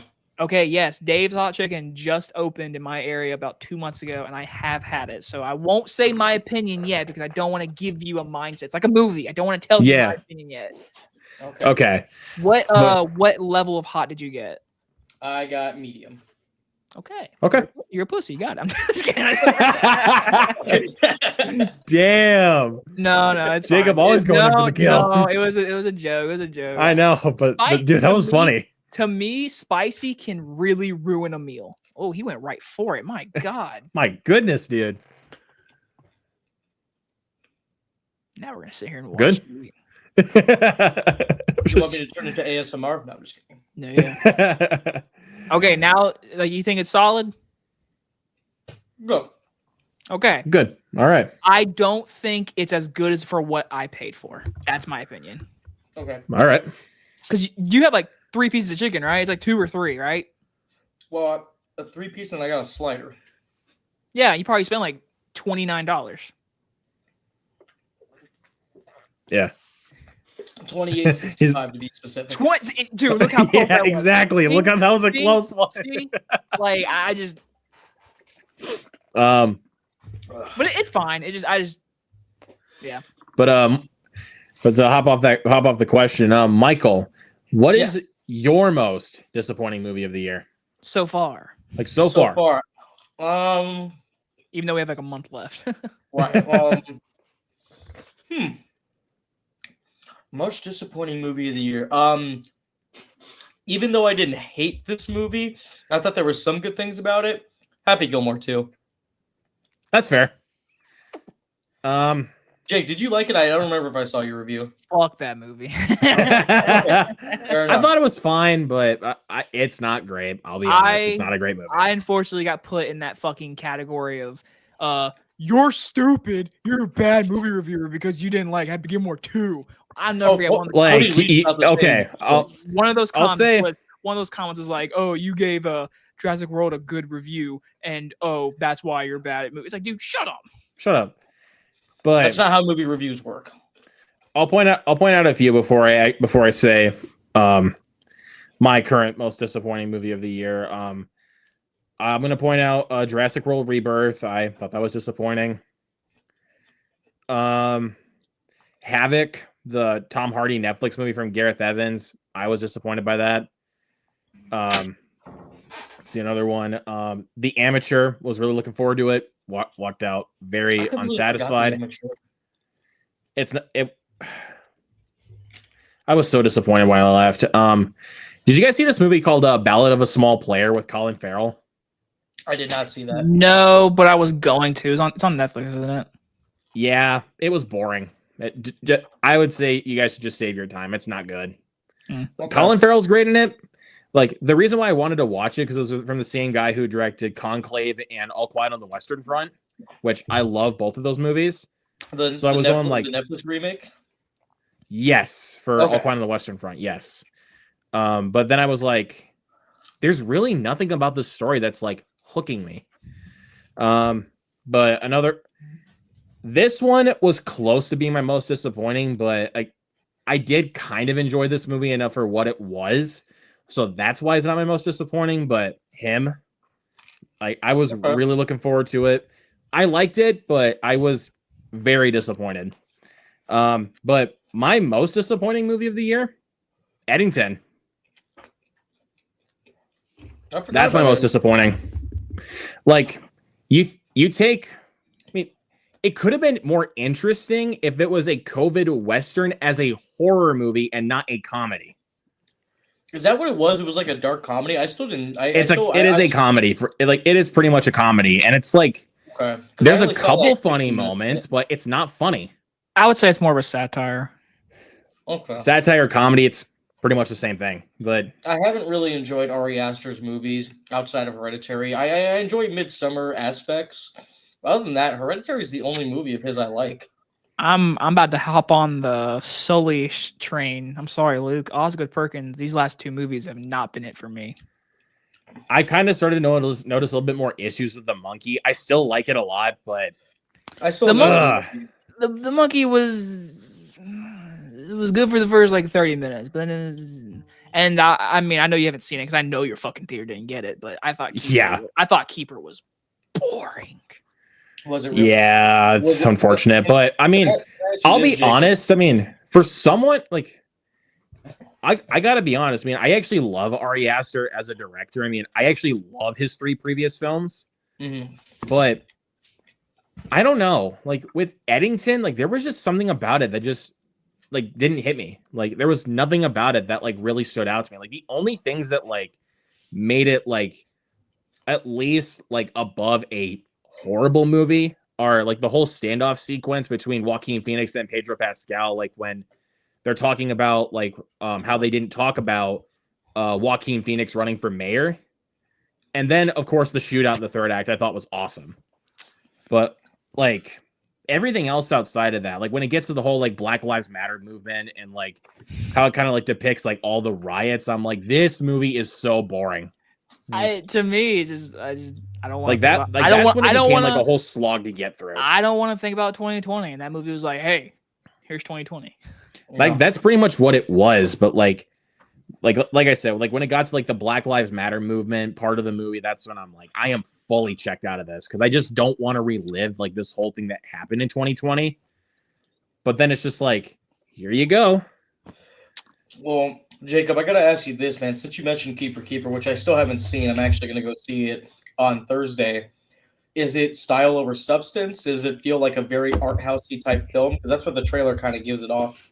There's definitely parts there's parts where like you see someone like fall in the water and it montages of a person eating cake, and it's like it's trying to be that's artsy. Weird. That is very weird. But like, I mean, it's a really simple movie. It's literally guy and girl go to cabin and creepy stuff starts happening. But the thing is like the creepy stuff that does happen, if you pay attention and just watch the movie, you can figure what's going to happen the first like 10 minutes of the movie. You're like, okay, that person's going to be this person.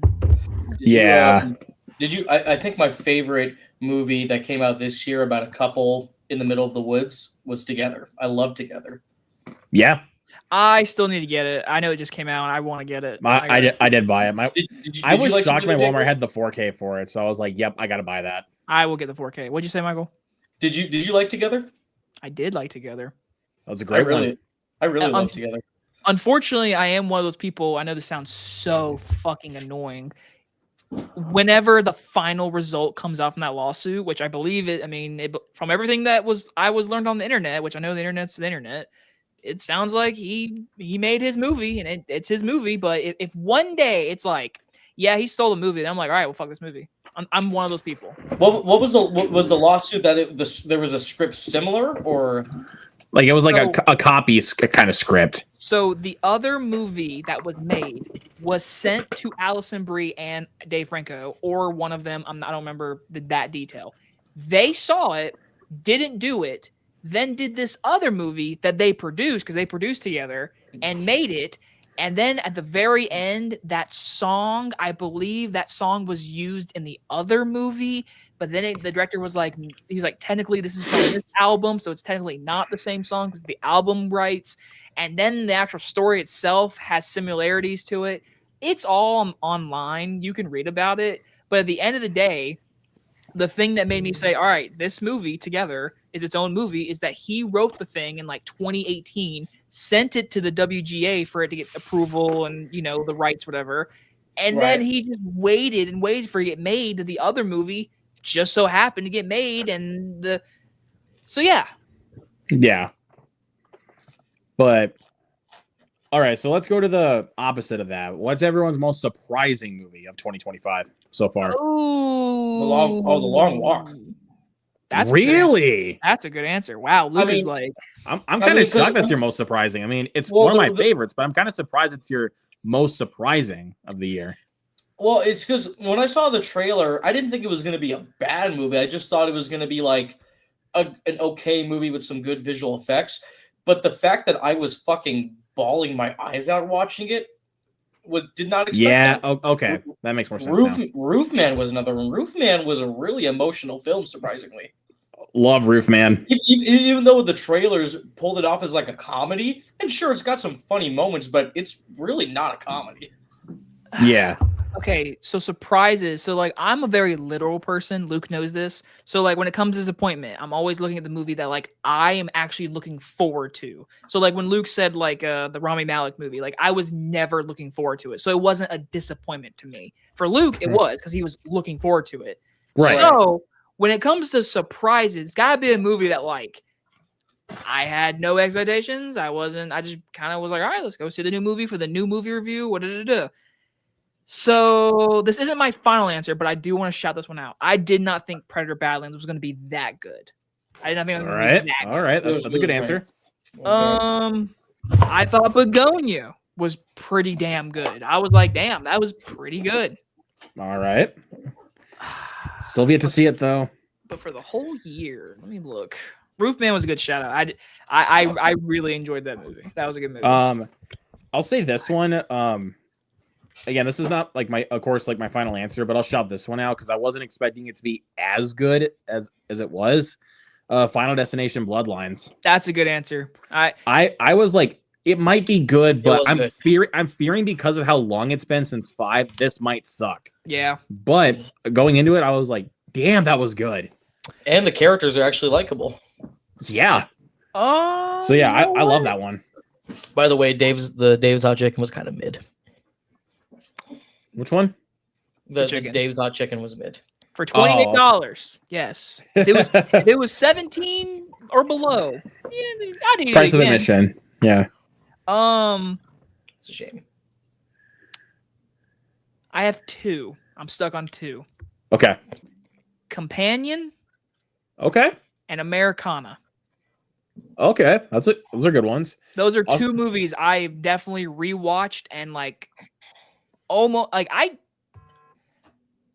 don't know if I want to say love, but like I really enjoy both those movies, and I went into them not expecting that. So like I'm surprised by both of them.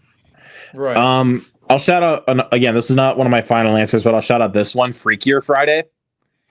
That second trailer, I was like, this is gonna suck, and then the first 30 minutes, I was like, oh my god, this is bad. But as soon as they switched, I'm like, this is when the film gets better. And it was actually I enjoyed it. I went to go see it with my mom because I remember when they premiered Freaky Friday, they played it on Disney Channel because obviously I was only like 4 when the first one, when the other version came out. So I remember watching it on TV, really enjoyed it. Then my mom introduced me to the original Freaky Friday with Jodie Foster, if anybody ever seen that one. I haven't seen that. Yeah. Not a lot of people don't remember it. Most people just remember the remake, which for good reason. It's one of the few times where the remake is better. But I went to go see it with my mom, and honestly, I enjoyed it for what it was. I thought it was sweet. It was good to see Chad Michael Murray because all he ever does nowadays is like Hallmark Lifetime movies. So it's actually nice to see him in a real movie for once. Hold on, I just want to bring it up because you said that. So I'm a minor fucking cameo / background actor in this movie. I'll just show you the poster. Like, look at this. Oh god, look at that. Oh, I think I saw your Twitter post on that, Jacob. Is it Hallmark? Yeah, it's fucking Hallmark. Don't tell me. Don't tell me. The woman starts a new job, or she goes to visit family in a new town and falls in love with a guy that is at her job. Dude, you're so fucking close. She's a casting director and goes to this new town and meets the mayor, and they fall in love. Wow. Close enough, but it literally sounds like the same thing. You were close though. You were 100% close. They're all the same, dude. I'm sorry. I know. I understand there's a fan base for those kinds of movies. I'm fine because I'll be the one to say it. Whatever people want to say, I do like some romantic films, but Hallmark just needs to stop. Dude, please. Hallmark, they make money though.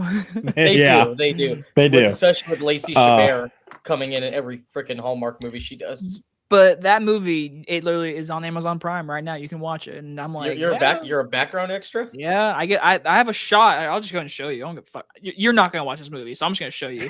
Yeah. There I am. Maybe. Hey, come on. Maybe I want to review it. You can. You can. It's on Amazon Prime. You can rent it right now, watch it, and review it. Wait, rent it? I'm not paying money for that. Well, I'd watch it for free. There's me, and there's my where'd it go? And there's my lady. I love. Look at her. She got like a. Hold on, I'll just show you this other thing. Fuck it. Here, I'll just show you this other thing. Where is it? All right. Dancing scene. Woo, yeah. Look, this Hallmark movie. Yeah, look. Yay. Look at this. Oh, look at her. Oh my god. So I'm assuming you actually watched the whole movie, or you just watched it. Fuck no. He's like, fuck that. But you know who did watch it? Because I did pay to rent it because I wanted to see if I made it, and I did. But my grandma watched it, and she was like, "It was kind of cute." I'm like, "Good, grandma, that's for you." That's hilarious. I love that. But it's also back- cool. There's a ton of actors who have small roles that like I know personally, and they filmed it in a town that's like less than 20 miles away from me. So like, it's still cool. I got to be on set. It was really cool. But at the end of the day, it's Hallmark. I mean, you saw the poster, man. I mean, there's not much to say. Yeah. Like, it is what it is, and yeah. Fair enough. But back to biggest surprises for a second. Here's another one I want to shout out. Black Bag. I still haven't seen. I still Steven haven't. Soderbergh one. Yeah. I still haven't. That was a good one. Yeah, that was I've a heard it was solid good. one. I really like that one. I'm fucking seeing it in my face right now. Here's for you, Luke. Better Man. That was a big surprise. Yep, there you go. I That keep was a forgetting big Better surprise. Man came out this year. Yeah, that was a January. That was a first good one. movie I saw. I'll throw this one out there. I want to also thank Jacob for this one. Oh hi. Hi. They get to see. Dude, if it wasn't for your review, I probably would not have watched it. That's fair. Like I'm gonna be honest, like, because I mean, it seemed interesting, like from its premise, but it's like there's nothing about it that would make it stand out until I watched your review, and I was like, okay, so there might be something special about this. I watched it, fucking loved it, man. I loved it. I got a month left, but this is the time of the year where I start to rewatch a lot of like the movies that like I really like this year. But that's one of those ones I'm like, yeah, it's gonna be it might be number one. I'm just saying. See another one. I know Jacob was giving me shit for this one because of how much I thought it was gonna be dog shit. The Woman in the Yard. It was solid. It was solid. That man, Mr. Ponto right here, Michael, was like, this fucking looks awful. This looks like shit. And then he saw it, and then he was like, I've seen worse. I mean, but no, it was actually pretty good though. It was good. It was okay, but I'm just gonna say this, and I know everybody said it: worst mother ever. Yeah. But so do you think she did it? Do you think she pulled the trigger? Probably. But wait. Totally off topic. Michael, I told you I finished Supernatural, right? You did, yeah. You said you were freaking crying. Oh shit. What does he have? I don't know if you follow me on social media, but guess what? What? Did you get a picture with him, or you just got it signed? I did not do the photo op, but knowing Jacob, he probably got a picture. Oh, dude, nice, bro. Sick. I will say you got one. I will say this though. He was so quick. That's the only issue I can say. He was so nice for the 25 seconds I got to talk to him. But he was popular, so I get it. But man, gone. Like it was like, hi, yeah. See ya, picture, bye. Which I understand. I remember when I met Troy Baker at like a video game fest. His line wasn't massive, but it's still Troy Baker, so of course there was quite a bit of people there. He when I took my picture with him and everything, he was cool as hell, and I got to talk to him for like 40 seconds. But the 40 seconds that I got to talk with him while everything was kind of dealing with it and everything, he was like so awesome with the fans and everything. But I think the quickest interaction I've ever had with anybody was with James Rolfe, the angry video game nerd. That went by really. His line was fucking packed. It was bad. Like I remember, like I tried to wait in line, and they said, "Oh, we're overstuck, man. He's we can't let any more people in line." I'm like, he's the only reason I wanted to come here. Like, seriously? Oh, man. So then finally, as his line's slowing down, I notice one of his editors, Justin Silverman. I'm like, shit, Justin, what's up? He's like, hey, how you doing? I'm like, can I get a picture? He's like, sure. So I take a picture with him. He's like, did you get to meet James yet? He's like, no, they said the line was overstuffed. He's like, what? Get in line, dude. Take a picture with him. I'm like, really? And, surprisingly for James Rolfe, as very energetic and crazy as he is as the angry video game nerd, he is so quiet and so shy. Like, really, I'm like, that's not what Not what I expected from you, dude. Like, because even when he does interviews, he's always like quick, like very snappy, like Tarantino. But it almost seems like he was blushing, like he couldn't believe that he had fans. It's like you've been on YouTube since YouTube started. Like, come on, dude. He wanted to fuck Yeah. you. What? He wanted to fuck you. Whoa! He was blushing. He saw you and was like, "Oh, I love you." All right, I'm gonna head out. No. I'm just being honest. He wanted to fuck you. He's joking. He's joking. Oh, well, there's that. But I do actually have a movie that I wrote that I did not direct, but I wrote that's actually on Amazon right now. Hell yeah. Hell yeah, dude. It's a boxing film. I wrote the screenplay for it, and it is on Amazon. But without spoilers, I do think it could have been done a little bit better. But at the end of the day, I am happy that it is on Amazon and people can watch it. That's one thing I'll say. It's crazy because again, Michael, you can relate to this. It's crazy how easy it is to get your shit on Amazon. Oh, it is, dude. It's so easy. I mean, because it's very easy. We went through a distribution from the thing called Film Hub. That's what we did. Yeah.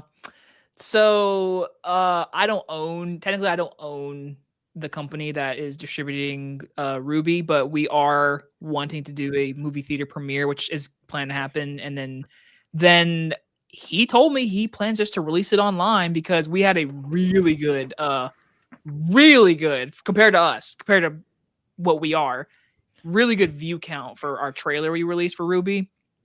And it like blew up our expectations just for trailers. We're like, shit. I was like, is that the 48-minute movie? Yeah, I was like, why don't we put it on Prime, man? He was like, I don't know. I was like, I feel like we should like get the money that we can now and put it. I was like, dude, I was like, dude, you understand how fucking easy it is to get shit on Prime? It's so much easier. Like, So that's a discussion for another day. But currently, right now, Ruby will probably just go on YouTube. I'm excited to see it. Do you have any plans like at the moment for possibly writing a full feature or just focusing on doing shorts right now? I have 2 features already written. Do you plan on maybe going into production yet or just kind of waiting for funding? So with features, I mean, you know this. Yes. For features, even if it's low, you got to have something for some people. And we have been really, really good with like all the stuff we filmed, like in Ruby, every location we filmed at for free. Everything. That's the thing you really, so it's crazy is for my upcoming film, that I'm doing right now, which should be releasing next year in the summer, called Barrett. There was this house. So basically, it takes place in like in the middle of nowhere, kind of like southern town. And originally, our idea was to rent like an Airbnb, but we found one that was just a lot of those like Airbnbs that are in the middle of nowhere are so damn expensive. We were just thinking like, how can we do this? And I don't want these actors to also drive 4 hours every other weekend just to film these scenes. It's just not worth it. So what we ended up doing is we found like this. There's this little museum area in Chandler, If anybody knows about Chandler, Arizona, in the comments, there's a little area called Tumbleweed Park, and there's an area of Tumbleweed Park where they have like these old ranch houses that were built in the 1920s, and it's actually like a public museum. So we thought we can actually film a lot of these exterior shots that we need outside of the house area. And then there's this little warehouse in Arizona called Pain and Tiger Studios.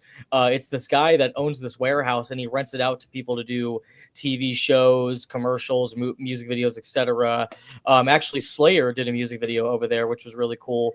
And there's this little house that was built in the side of the warehouse, and the interior of it actually looks like an old ranch house, and that's where we're actually doing the interior shots. And he's a good friend of mine, so he let us film there for free as well.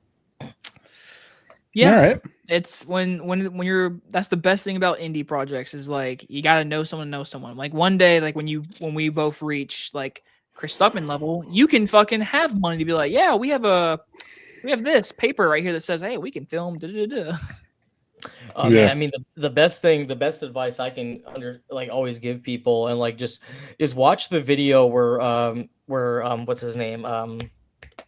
Robert Rodriguez, where basically he's telling you like how to make a movie. Like, don't write a script for something you can't do. Like, what's around you? Like, does your uncle own a convenience? If your uncle owns a convenience store, make a movie about a convenience store. Does your mom do you have a family member that owns a restaurant that they let you film there? Make a movie about a restaurant. Like, make a movie about what you can actually do without struggling. Because I will admit, I wrote portions of the Barrett script where I knew for a fact, holy shit, that is going to be really hard to film, and we had to kind of do a couple changes here and there, but at the end of the day, I was pretty happy. Did you run into that when you were writing Ruby? Like, were there like some scenes that you knew for a fact you couldn't film and you had to change up a couple things? Ruby was the first time where, okay, well, first off, to answer to when I wrote it, I did exactly what you said, and I did like what you did. I wrote everything that I know I could film at. So like the big thing was, we have a bloody scene in a church. What church is going to let us film a bloody scene? Well, my mom works at a preschool that's connected to a church, and my mom has the boss, and the boss likes me a lot. So it's like, all right, can we film this? We did. I lied and said, yeah, he's wearing vampire teeth. Yeah, we're good. But I did not tell him that he was covered in blood. So they'll find out one day, but it's already been 2 years. Sometimes you have to like kind of stretch the truth a little bit. Sometimes you have to. Yeah. So to answer your question, Ruby was the first time I was like, all right, I'm gonna write something, and I want us as a group of people making movies to be challenged. And the big thing was, there's a scene where there's a prosthetic. And I was like, I'm going to find someone in this area that knows how to do prosthetic work with makeup. And we found that person. We didn't pay him a dime. They did it for free, and we did it. Does it look iffy? In my opinion, yes. But at the end of the day, we spent, I think, $40 on this movie because I had to buy fake blood from Spirit Halloween. So you get what you pay for. No, yeah, I mean, yeah. You get what you give, man. And that's to right. me is the statement for Shelby Oaks. You're getting a $1 million movie. That's what you're getting. Like I said, you get what you give. I have a friend who's in the movie. She's we both seen it. She's one of the reporters. Yeah, she's the reporter. At the after spoilers again for anyone who hasn't seen Shelby Oaks. After the sister is found, when the transition of like before she's home and before the ending scene, that little reporters that are like, she's been found. Da, da, da. My friend is the one that's like, Sophia, she's the one that's like, we're about to show you this scary footage. Please be advised and whatever. I'm like, that's right. I know her. Yeah. But yeah, making a movie, man, at this point, I am getting to a point where I'm pulling a Chris Stuckman. I'm writing what I want to make. And if it involves pushing boundaries of like, hey, we need to hire someone and pay them to make a makeup effect, I need to do that. Because at this point, it's like, all right, I want to do this for the rest of my life, and that's what I have to do. So next year, the plan is, so right now, there's going to be at least 3 short films coming out next year from me. At least 3. Oh, wow. Yeah. So there's Ruby. Had they released the title yet? Did she post it on? Yeah, she did. Okay. So we have Bobology coming out, which is a comedy. Bobology. And I'm pretty sure we are. Yep. And then another horror short, and this one is like a horror short. Ruby is its own thing. That's 48 minutes. Midnight Show is literally less than 10 minutes long. So that's another horror short that will be coming out. So all right. Yeah, that's what's on the plate right now. But yes, Michael, we as a group, we're like, all right, we've made 8 short films. We already have 2 more planned that we want to make real soon. So we want to do that. But at some point, it's like, all right, guys, let's do it. Let's make a fucking feature. And we have 2 scripts. Both of them, what's funny is both of them are so different that like we have to come together and be like, all right, what one can we film? Which one can we make now? Because one of them we got to make with what we have and what we can do. And if that's successful, then the other one, which is the one I'm really excited about, is the one I'm like, all right, we can get the money that we earn from that. We can put it into that one, in my opinion. But you know, I'm looking at the trailer right now. And Now hey, for look who popped in here. oh my God, it's It's been freaking room for Zach. one more, Zach. Please, please. Come Zach, on here, please. dude. I sent you the link, brother. Don't drink ketchup this time, though. Oh, it's been so long for Zach. I did watch his Shelby Oaks review. It popped up on my feed. I was like, I need to watch this. So I watched that video. Yeah, so I think I'll probably do again, maybe after the stream, just depends on what time we get off. I probably will do a short review for both Running Man and Shelby Oaks. Cool. Hey, Jacob, when you did Ruby, I know you did you have a Black Magic, and I know you did the cinematography. What lens do you use? Do you do also, by the way, Zach, you sure there, dude? I already sent it to you. Sorry to cut you off, Michael. Go ahead. Sorry. No, you're you're all good, man. This is your show. You never have to apologize. But Jacob, do you what kind of lens do you use? Do you do a 35 millimeter? 18 to 35 millimeter Sigma lens. Oh, okay, cool. All right. I mean, it looks really good. I gotta give you that, man. The trail, from what I saw in the trailer, looks really well done. Appreciate it. I edited. Are you? I colored it and everything. That is all me. Do you color it with the DaVinci? Zach, are you serious right now, bro? Send it to him again. All right, I'll go again. That's happened before. I edit everything with DaVinci. Now, the people that I know around me, a lot of them obviously do Adobe and Premiere, whatever. And then a lot of them say DaVinci they only use for coloring. I'm a DaVinci defender. They are the only ones I know who do like monthly fucking updates on their program. And they are, I love DaVinci. I love it. I think it's so worth it.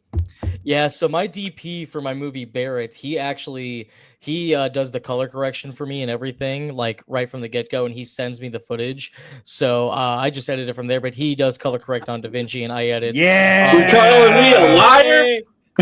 I ain't calling you a truther. Well, I ain't calling you a truther. Zach, my dude. How's it going, buddy? Zach, it has been a fat minute, man. How you doing, sir? It's been a while, Mr. Sir. It has. Too long. Is the kid in college already now? Like, it's been that long. No, he's finally in bed. He's finally in bed. So I was like, right before Zach was about to join, I'm like, Zach, please don't drink ketchup when you join online again. I heard you. Don't worry, it's in the fridge. Actually, I'm out of ketchup. We have to go pick. Oh, good. There you go. just don't do mustard. If you do mustard, I'm getting off this thing. There's no condiments. I hate mustard. I would never do that. I have no condiments in here. We're good. We're all good. But my man, how you doing? I'm tired and I'm really good. I was gonna say, both. But how are you guys doing? Doing pretty good, man. Just hanging out on a Tuesday, middle of November. Yeah, I just been talking about movies and what's the other thing we're talking about, guys? Movies. Yeah. Well, there you go. Yeah, Darwin never got something worked out, Michael, on that Shelby Oaks. Oh yeah, no worries, man. I know it was hard with the schedule and everything. I recently got promoted at work, so I've been working congrats, like man. nonstop. I appreciate that. I've been working nonstop lately, so even when I come home, I haven't uploaded a video since my Shelby Oaks review, so I really got to get caught up on that. I still got to upload my Frankenstein review. Yeah, I came in here to work on a video, but I saw that Luke sent a link, so I was like, I want to jump on instead. Are you working on your Arnold thing? Your Arnold Schwarzenegger one? Yeah, saw that, dude. Did you really watch all of his movies? Yes, not including his cameos and his brief appearances. I watched those like clips, some of which were like he's in the movie a decent like 7 minutes, but some of them were literally like I think it's a movie called Dave. Movie he starred in, say like it's got to be a movie he stars Terminator in. or Running Man, like or co-starred in. I watched. Oh man, I spent $5 on this piece of crap. The Iron Mask. Oh I God. I haven't even heard of that. Yeah, it's bad. It's bad. On the poster, it's Jackie Chan and Arnold Schwarzenegger. So Arnold Schwarzenegger's in it for like the first 40 minutes, and then he's gone. And Jackie Chan is like maybe 15 minutes. I don't know. It was. Well, so that's bad. Like that kind of reminds me, like the way you're saying that kind of reminds me of Escape Plan 3, where it's like Stallone's like on the front cover for it, but he's only in it for like 10 minutes. Oh, that's ridiculous. The first Escape Plan is the only one I watched because that's the only one. Yeah, like I actually, wait. Funnily enough, now that I mentioned that, I actually did own the trilogy pack of all 3 Escape Plan movies. But then I think I found the 4K of it at a pawn shop for like $5. Nice. So I was like, I'll grab that. So I was like, you know what? Fuck that trilogy. I'm keeping the first one. Like, the first fuck one's that. okay. I wish it actually was really a like the real first person. one. If I wish Zach it was a watched real all of person, though. if Zach watched all Arnold's movies, I cannot wait to hear his thoughts on Red Sonja. Red, You watched that oh, one. Red You watched Sonja. that one. It was so bad. It's bad. It was just kind of fluff. It wasn't anything like that impressive to me. But I don't know. It had a charm to it a little bit. Like Did you like End of Days? No. Oh gosh, no. Oh man, I like that one. I thought it was terrible. I thought it was awful. It's a guilty. I think Gabriel Bateman is like fun as the devil in the movie, but other than that, yeah, it's just urine. Like he pisses his urine is gasoline or whatever. Like what was that? it's I can't. Or Eraser. I can't wait to hear what you think of Eraser. A little underrated. I thought it was pretty good. Yeah, I liked Eraser's Eraser. actually That's a good Eraser's one. not bad. What's another good one? James Collateral Caan. Damage. Collateral damage. Oh, it started off pretty decent. I think it kind of middles out around the middle, and then the ending's just ridiculous. The bomb is in a toy dinosaur, but like customs anybody. The ending gets a little ridiculous. Like that, like screams early 2000s right there, bro. It really does. Yeah, it really does. I really love Raw Deal and Commando. I those are like some of my 2 underrated ones. Commando. Yeah, Raw Deal's not bad. Commando, like, please excuse my friend. He's dead tired. Yeah, that's like the Arnold movie. Like that's what you think of when you think of Arnold is Commando. For sure. What I think another one that I like, but like when you really think of Arnold though, like in all reality, you really think of Terminator 2. Like like in all actuality, like you think Terminator or Terminator 2. If you're unfortunate, you think of Junior. Fuck that. Like if you think of like classic Schwarzenegger comedies, either Twins or Kindergarten Cop. Oh yeah, Kindergarten Cop is one of my favorites. I freaking love that scene in Twins, like where him and Danny DeVito are like calling through like prison, and he's like, "I'm your twin brother, Julius." And he's like, "Yeah, I thought the second I sat down, I thought I was looking into a mirror." Not even Jingle All the Way. I was literally Michael. Damn it! I was literally Jingle All the Way. Oh God! Put the cookie down. No. I grew up on Jingle All the Way, so I love Jingle All the Way. But also, I will say, Last Action Hero is easily his most underrated, in my opinion. I love that's a good one. That's getting a lot more love though nowadays. So I don't know if I can say it's underrated because it is regarded as one of his best. It's one of those things where like the last 10 years, it's become like, ooh, it's one of his best. But like 10 years ago, like that wasn't a conversation. Like that movie was honestly really ahead of its time. Like for a parody of action movies, like we never really got that like in the 90s. Like we would get Robert Patrick's cameo in that movie too. Yeah. Yeah, like, it's fun.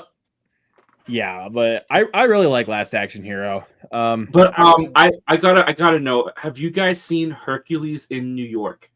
I've watched it one time. No. That is okay. That is a must if you like Arnold. It's crazy. It's okay. So first of all, he's credited as Arnold Strong. Yep. It's his first movie. Yeah, his introducing credit is in Stay Hungry. He has a side role in Stay Hungry, but he's known as Arnold Strong, aka Mr. Olympic, in Hercules from New York. He plays Hercules, the Greek god. It's basically Thor. His dad casts him to Earth. Yep. But they dub his voice. It's not Arnold's voice. It's someone else. And it is the most out of place voice you could put on Arnold Schwarzenegger. No. That reminds me of I don't know if anybody I know Zach probably hasn't seen this, but I know Luke and Jacob have. Have you guys ever seen Suspiria, the original Suspiria? Yep. Yep. Okay. Yep. So in the original Suspiria, obviously a lot of the actors have their voices dubbed because they didn't record any audio there. But Udo Kier, very famous character actor, very recognizable face and voice, is in that movie, and he's talking to the main character in one scene.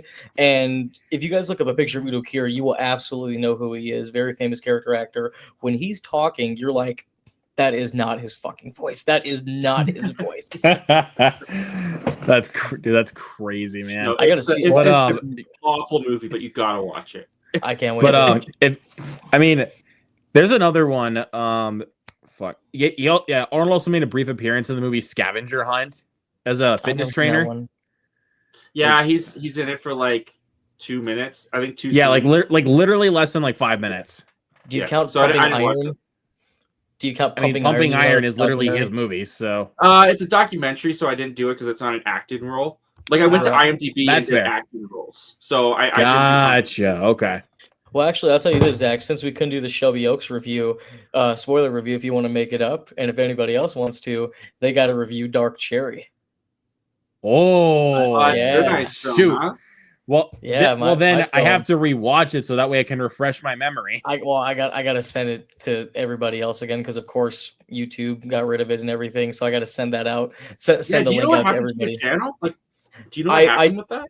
I did talk about it on the stream for a little bit. I won't go into it too much, but in conclusion, they just gave me an email and it was a computer generated one, and they basically said it went against the guidelines and my channel was promoting scams. And I'm like, oh, but all I do is movie reviews. Like, what's the scam? I don't understand. I appealed twice. They denied it. Went on YouTube, Twitter, like you actually had told me, Zach, like to go on YouTube, Twitter. They denied it again. So basically, I can never get that channel back. Wow, man. It's so hard. Yeah. I just thought about That's this. Do you think it had anything to do with your movie being on YouTube? That's what I actually. Here's the thing. That's what I thought because when I uploaded the first time, because the YouTube channel that I had were all my reviews before it got deleted. I had that channel for like over a decade, no problems. Because every now and then you'll get copyright stuff if you post like clips from movies and stuff, which usually they won't demonetize you for that, but they give you an opportunity to change that if that's the case. Yep. But then right after I uploaded Dark Cherry, and as it started to get a lot of views, I think it was at like 5,000 views before it eventually the channel got taken down. It got deleted, and that was like a week later. So I was like, that's so weird. So then I created another channel under Michael Entity as well, and I uploaded Dark Cherry. 3 days later, that channel got taken down. So I'm like, that can't be a coincidence. Oh, weird. Yeah. People post their movies all the time on YouTube. That's I mean, so Jacob weird. literally does it on his, so.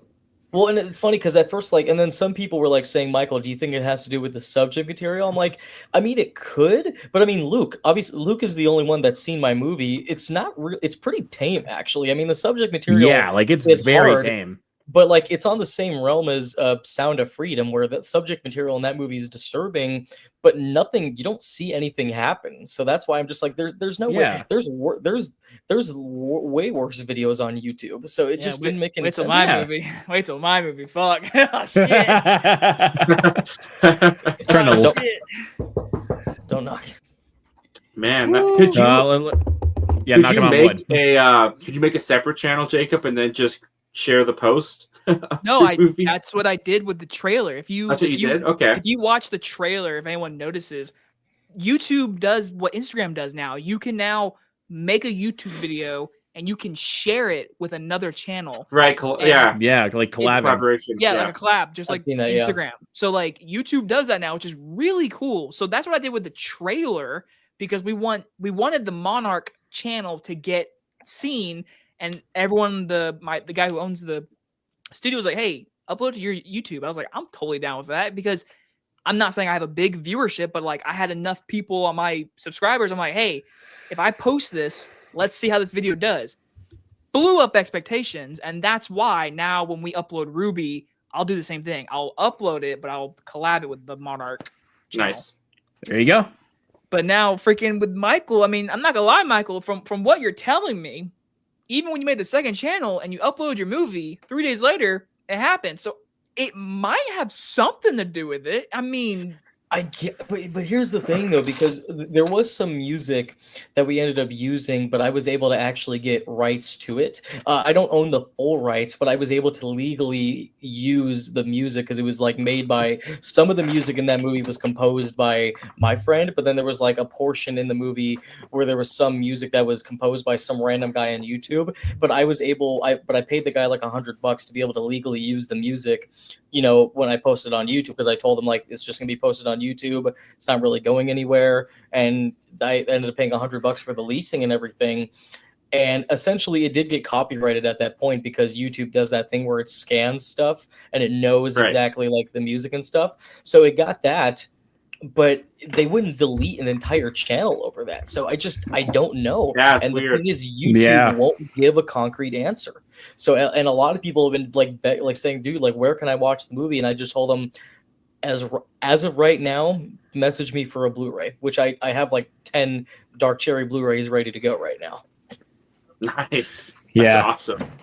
I mean, he's told me about it like months in advance. Like, I think I remember like one time, like you came on like Movie Fanatics, like you were working on that, like as we were talking. Like, I that was a lot of fun. Yeah, I will say the premiere was a lot of fun. Like renting, there's always something special, no matter however your movie turns out. There's just always something magical about being able to have an entire theater sold out, which we didn't sell out the theater. I think like there were 280 seats. We filled up like 215, which is still quite That's really good. A lot. Like it's really a lot. Really good. But I was really surprised at the reaction. But I told people at the end of the movie, like, look, just because you guys know me, some of you guys might know me, some of you probably just heard about the premiere and you wanted to come. Don't sugarcoat it. I want you to be honest. If you think the movie is one of the worst movies you've ever seen, I want you to say that. I want you to. I know. I'm the same way because when I made Ruby, I want people to like be honest. I really want honesty, but every time you get like the sugar coat, like, oh, you did such a good job. I'm so happy for you. He's like, that's cool. Tell me what was wrong. Like, give us like what was the issue with it? Like, yeah, I mean, one thing that I was really happy with. Zach, I want a full review of Ruby in 2026. Most anticipated movie of the year. Whoa, 48 minutes. 48 minutes. The one thing that was really I've already special, seen though, it. I've already seen it. Like Jacob sent it to me early, so the one thing that was special though is actually there was you guys are probably not going to believe me. You're going to think I'm bullshitting you, but there was an Oscar nominated actor that actually watched my movie. No way. Eric Roberts. Oh wow! Wow! I know who that. I mean, I don't know him, but like I know who that actor is. Like I know. So I have an actor that's in Dark Cherry. Sean, he was the guy that played like the guy wearing the gimp mask, the bald guy. Yeah. His name is Sean Berube. He's also in he's going to be in Fallout Season 2 for like one episode. Yeah. Cool! Wow. Nice. He worked on a movie recently that he had wrote called Her Monster, low budget film. If you guys ever get a chance, just look up Her Monster teaser trailer. It was made also on a shoestring budget, really well done. But Eric Roberts actually is in the movie for like one scene. He plays as like a school principal, and Sean actually sent him a link to watch my movie. And Sean had messaged me saying like, Eric actually watched your movie. I'm like, Eric Roberts watched my movie? That's really cool, man. I don't know what he thought of it though. Like I never got that answer, but like he said that he watched it. I'm like, the guy, you mean one of the mob guys from The Dark Knight watched my movie? That's awesome. Like regardless of what they think of it, that's like the highest honor, dude. Like that's like a high honor. That's really cool. I'm only doing this because I want to join the cool club with Michael. Fuck you. Oh, and she got your poster? She got the movie. She got the movie. Yeah. She got a private link, and boys, a view went up. She messaged you and she liked it, didn't she? Bro, I will not comment on live. That's all I'm gonna say. No comment yet.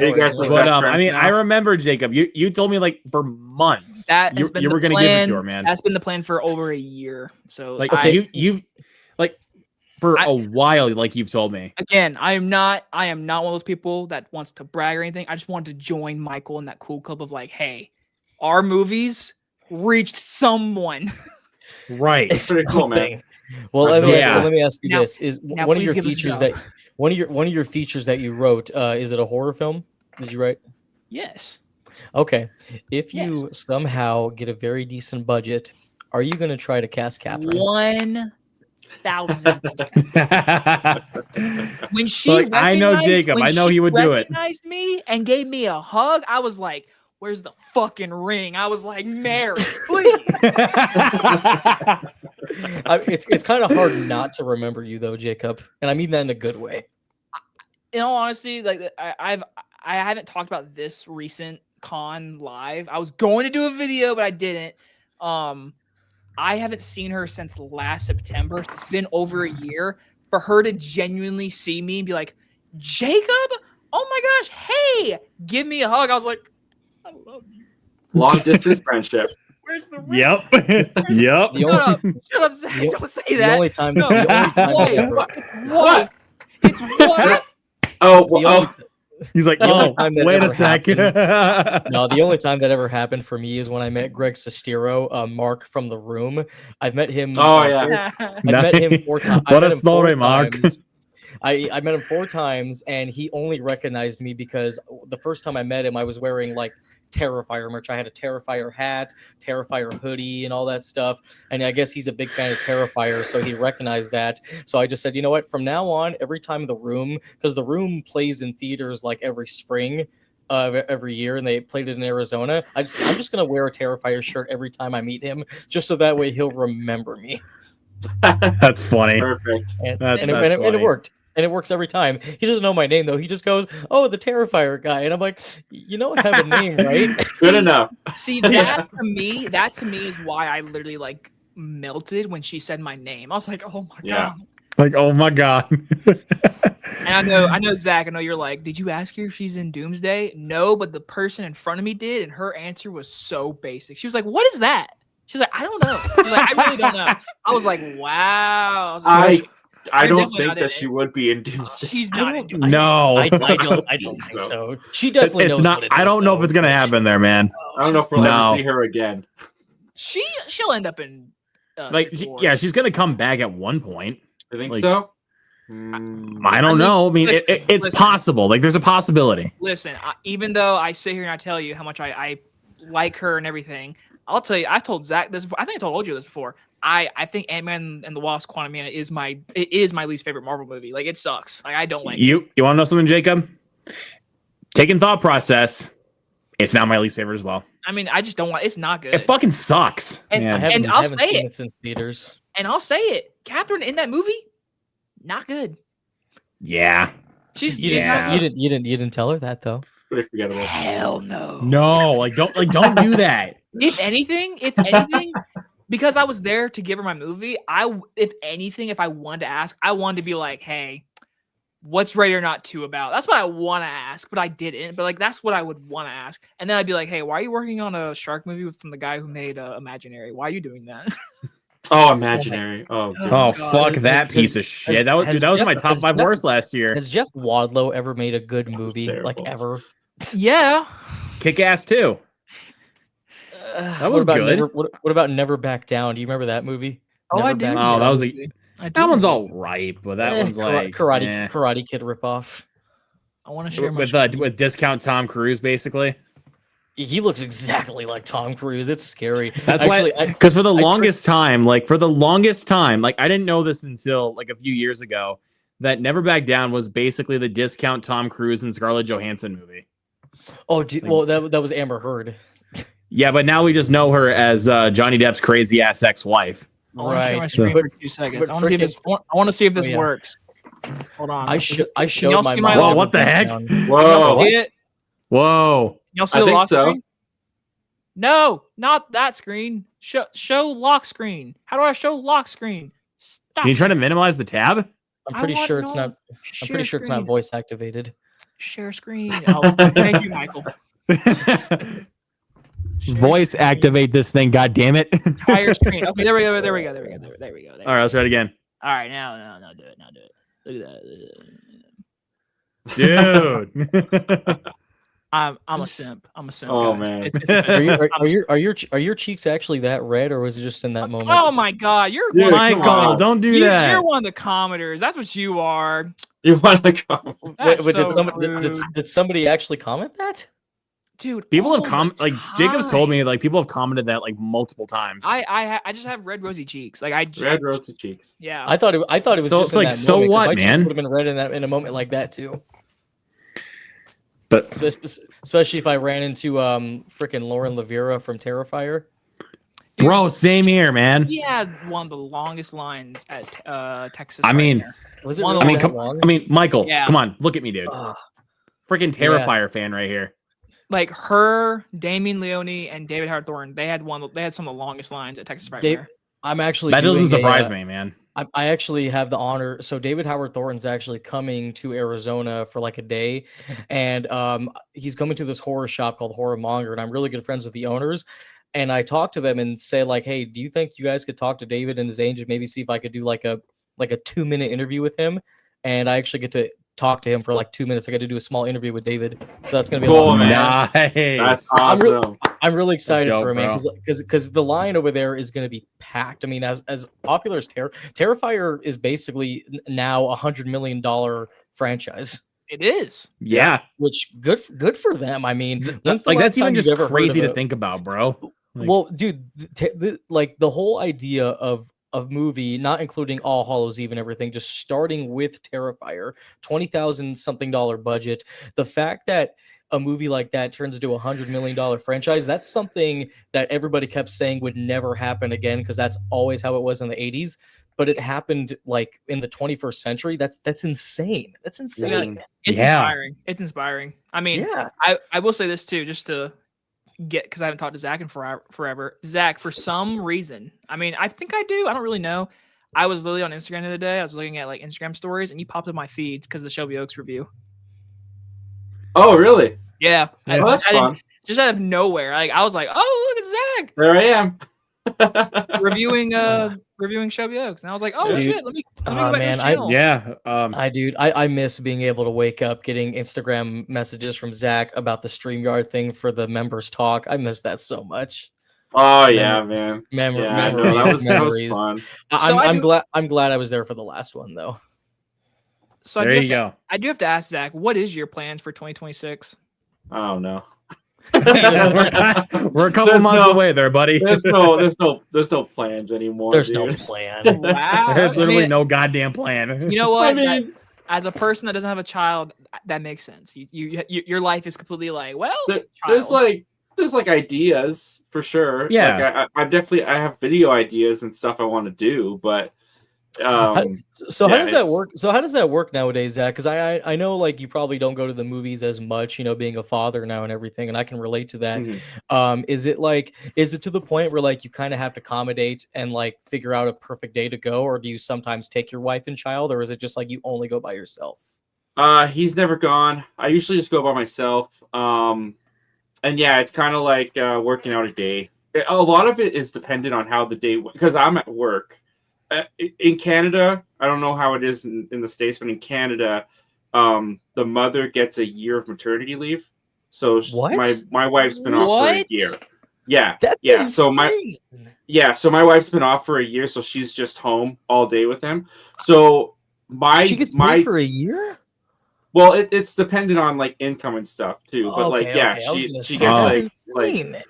all that stuff. But yeah, so she's been off for a year. She goes back to work at like the end of January, and so I go to work, and then I come home, and it's kind of dependent on how that day went, on whether or not I'm gonna be Fair point. going to the movies, making a YouTube video, or doing something. It's all kind of dependent on that. Because I mean, understandably so, she can just be like wiped out, and the kid can be, needing more attention, and I need to step in Yeah. and take responsibilities and help and stuff. And also, it's also so different for like each kid. That people have, like, you don't know what kind of kid you're gonna have. My kid is like very sweet and very chill for the most part, which has been really great. But Just he wait. has his moments where he's not. Oh, dude. Those days. Same with my kid. My kid has this problem where whenever he sees something cool, he just won't let it go if I drive away. Like I remember we went to Fry's. I literally just went inside Fry's grocery store, literally just to grab some money out of the ATM. And we were walking by the shopping carts, and he saw one of those kid shopping carts that's like in the shape of a race car. And he saw that, and I'm like, oh crap. He's like, Dad, I want the race car. And I'm literally just trying not to respond. And he is like getting more annoying. And then he actually starts screaming. I'm literally taking out money while he's jumping up and down, screaming about a race car. And I'm like, oh my freaking gosh, please. Just stop.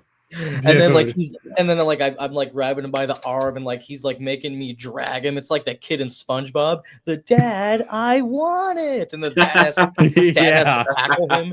That was literally me, and I'm like, for me, it's like one of those things where it's like, because my son's 4, and obviously Zach, you're how old? Your son's not even born yet, 9 months. 9 months. Okay. So my son's 4, and like, for the most part, he is very well behaved. Like whenever I take him to movies, he's quiet throughout the entire film. He watches it, no problem with that. But it's specifically just when it comes to like something he really loves, and if we walk by it and he doesn't get it, oh my man, I'm just like, dude, I'm about to just leave. You want a refund? Also, really quick, I want to shout out somebody in the chat. Sully Stream. What's up, man? Says, while the A squad is in here tonight. Yes, sir. Oh, okay. Yes, sir. But Michael, I was about to say, like, to kind of speak on that. I remember when you were on a stream one time, like one of our hangouts. You told me that your son pointed to, like, you were gonna take him to see Moana 2, and he saw the cardboard cutout stand of Kraven the Hunter, and he was I want to go see that. And then even by then you were like, this is a mistake. And then you said he fell asleep. He fell asleep within the time. Well, I knew he was gonna fall asleep because it is a snooze fest of a movie. But I mean, before your channel got deleted, we did a spoiler review together for good reason, because it sucks. It was bad. Oh my god! I think just because it looked cool, and then like and then at one point I was just joking around. I'm like, Emmett, you ready to see a crappy movie? And then he said, yeah, let's see a crappy movie. And I'm like, oh gosh. So I'm like, okay, you're actually excited to see this, so I'll give you that. But the whole time, every time something kept happening, he kept going, what happened? I'm like, I don't know. I don't know. So I'm gonna steal Luke's question for Zach. Zach, so far this year, I know we only have a month left. What has been your biggest surprise of the year and biggest disappointment of the year? Oh man, that's a good question. I've actually been doing okay with. I think I've seen 64 movies now. Because one of the nice things about having a kid is when he naps on you, you get to watch a lot of stuff. Did you get to watch The Long Walk? I'm renting things left and right. Yes, I did watch The Long Walk. Did you like it? Bleak. That was very bleak, but yeah, it was really good. I love it. Was really so good, dude. I was really impressed with how they made just like walking. Like I wasn't thinking about like, oh yeah, people would have to poop. Like that makes a lot of sense. By the way. That was disgusting, but I really also loved it for how like real it was. I cried, and I didn't see the ending coming. I probably should have, but I didn't. For who won? I thought it was great. Really liked it actually. Biggest surprise of the year. Man, can I pull up my letterbox maybe? Yeah, go right ahead. I mean, that's actually what I did when I did my most surprising and most disappointing. I actually forgot to give my final answer for most surprising. Oh, go ahead. K-pop Demon Hunters. Still haven't watched it. That's my most surprising. Like, I'm not a K-pop person. Like, and I watched it. I'm like, this is damn good. You don't like I'm really surprised. Style? I still haven't watched it. Cover Jacob's Eyes. Most disappointing. Wicked for Good. Wow, Sully. Oh, wow, Sully. I'm seeing that Thursday. I'm going Friday. I loved Wicked, by the way. I don't care what anybody says. I'm going Friday because so the plan was originally I was gonna go see the new Now You See Me on Sunday. I think I said this earlier on in the stream. I forgot that came out. I was gonna go see that on Sunday with my parents, but my dad was working on something at home, and then my mom fell under the weather, and I was like, fuck. So now I gotta wait even longer because that was the reason why I wanted to go take him to see that because they really like the first two movies. And I'm like, well, they made a new one, so I can take them to that. But hopefully, the plan is Thursday. The plan is Thursday. What was your question again, Michael? It was most surprising and. Jacob asked that. Jacob, sorry, Jacob. Most surprising and my name is I know we look the same. My name is Jacob. Sorry, Catherine Newton knows it, but I don't. Yeah, we got him. What was it? Most surprising and most disappointing. Oh, most disappointing. Okay. Also, Sully, it was good. I really liked Wicked, but I didn't see no. I remember the one. I think I remember like the last stream that Sully came on like to my channel. Like when this was back at that time, he said like he should have told me like to cover my ears for that one because he said at that time his most disappointing was Mickey 17. I'm like, bruh. I was disappointed in that too, actually. Oh, the video's coming? Well, guess what, Sully? My video's already came. And guess what? I broke embargo, but I don't care because I saw it during the Prime screening. Fuck yeah, dude. Nice, man. Right. So for most disappointing, and I'm not doing this just because it's you, Jacob, but I think I got to go Jurassic World Dominion. Oh. Rebirth. Or Rebirth, yeah, sorry. Dominion was Why are we worse all than this. coming? We're We both got bad. Sully and Zach coming at Jacob. This is rude. Rebirth. I was really hoping for something more. No, And the minute they get, Yeah. a Snickers bar at least wrapper at the beginning of the film, and I was just like, "Oh no!" This At isn't least a good and also the story look of felt the- somewhat more contained, unlike Dominion, where there were like 20 different subplots going on. Well, and plus with like one of the dinosaurs in particular, like the one that they said that was supposed to look like a xenomorph at the end of it, that looked like dog shit. Like I was like, what the hell is that? Like, Yeah, I didn't like the look of that either. I just there was one, the T-Rex sequence on the river was pretty good. The pterodactyl one that was in all the trailers, I was hoping for a little bit more from, and it didn't really deliver for me. Zach, I actually have a hot take really quick Yeah. about the raft scene. I didn't like that at all. No, I didn't. I like the boat scene with the mosasaur. Like that was actually pretty damn good. The raft scene, that was I alright. was like, no. Maybe it's because I I read didn't the hate- book, but I never read the book. I was I so think my- happy to see the raft scene. I think my brother has read the book. My brother said he watched it recently and he was not impressed. So I'm like, thank you. I didn't hate Rebirth, honestly. I went to go see it with family when they came in because it came out the same weekend when I had my movie premiere, and I didn't hate it, but I'm just done with Jurassic Park movies at this point. Like, if anything, I'm waiting on that Jurassic Park survival video game that they announced like 3 years ago. Dude, I'm fucking Yeah, waiting like- for that game. Nope, like, the but game in is all- coming. like- It's coming It one looks, day. they're saying like it's like Like- Outlast, but with Jurassic Park, and I'm like, that's know. what I want. Yeah, That's so cool. I but will buy like- that day one instantly. But But my then- thing is like, I think of my initial review for Rebirth, I gave it, I think, a C-. As I thought about it more and more, I would honestly give it a D+ at this point. Yeah. Like, I don't like that movie at all. I just But thought I'd bring up anyways- my letterbox, just so you could see this is all the stuff I've been watching this year. Flight Risk. Ugh. Ugh. Fuck Oh that. my god. Oh, you saw the monkey, Zach. I wanted to hear, what did you think of the monkey? Yeah. Dude, I loved it. It was so fun, man. It's so I fun. freaking loved it. It was so funny. It was so okay. It was I didn't like the hilarious. third act. I didn't. Really like Okay, the yeah. third act. Okay, we can all agree on that. The third act was not Yeah. very good. like the wasp nest was kind of a little bit over the top there, and then it just kind of went like Didn't really like this. supervillain. I really did not like the CGI with the wasp nest. Like that was like Yeah, when you it could did tell look like the film great. was like really showing its budget. It I did thought look Rowan great. Campbell's but- character was completely Let's see. unnecessary. Sully says Rebirth is still better than Fallen Kingdom and Dominion. You're not wrong. You're not wrong, but I don't like all three of them. Oh, Nobody don't. 2. I forgot about Nobody 2. Nobody 2 was really good. I dug it, man. I Dude, dug that one. My mom, Yeah, it was my fun. parents just watched it. It came out on Peacock or something the other day, and my mom and dad just watched it, and they were like, "That was pretty good." And I was like, "I forgot that came." Dude, out. I dug that how- one. Zach, how dare you watch War of the Worlds? Fuck that piece of shit. I Dude, refuse. I've already said this, I but I was in the- refuse to watch it till after the year's over. Oh my god. Oh, It Like, was like I'm it glad was you like watched 1 in the Movie Man, morning, It was like 1 in the morning. My son finally went to sleep. I wasn't quite tired yet. So I was like, I'm in the mood for like just schlocky, just bad. I want so bad it's good. And I heard so much about War of the Worlds that I was like, I got Amazon. I'll just pop that on for now.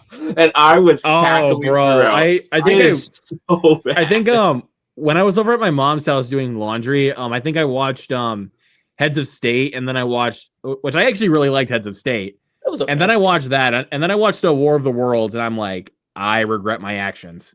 Do you want to see my War of the Worlds impression? Go ahead. Stop! Get out of there! Oh my gosh! Oh, what? What is that? What?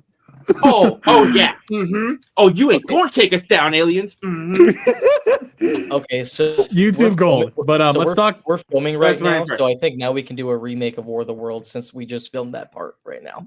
Pretty much, yeah. Pretty much. But Zach, that was like Roofman. Yeah, Roofman's great. Oh, that was a surprise. I loved Roofman. But Zach, one that I'm glad to see that you loved, One Battle After Another. Yeah.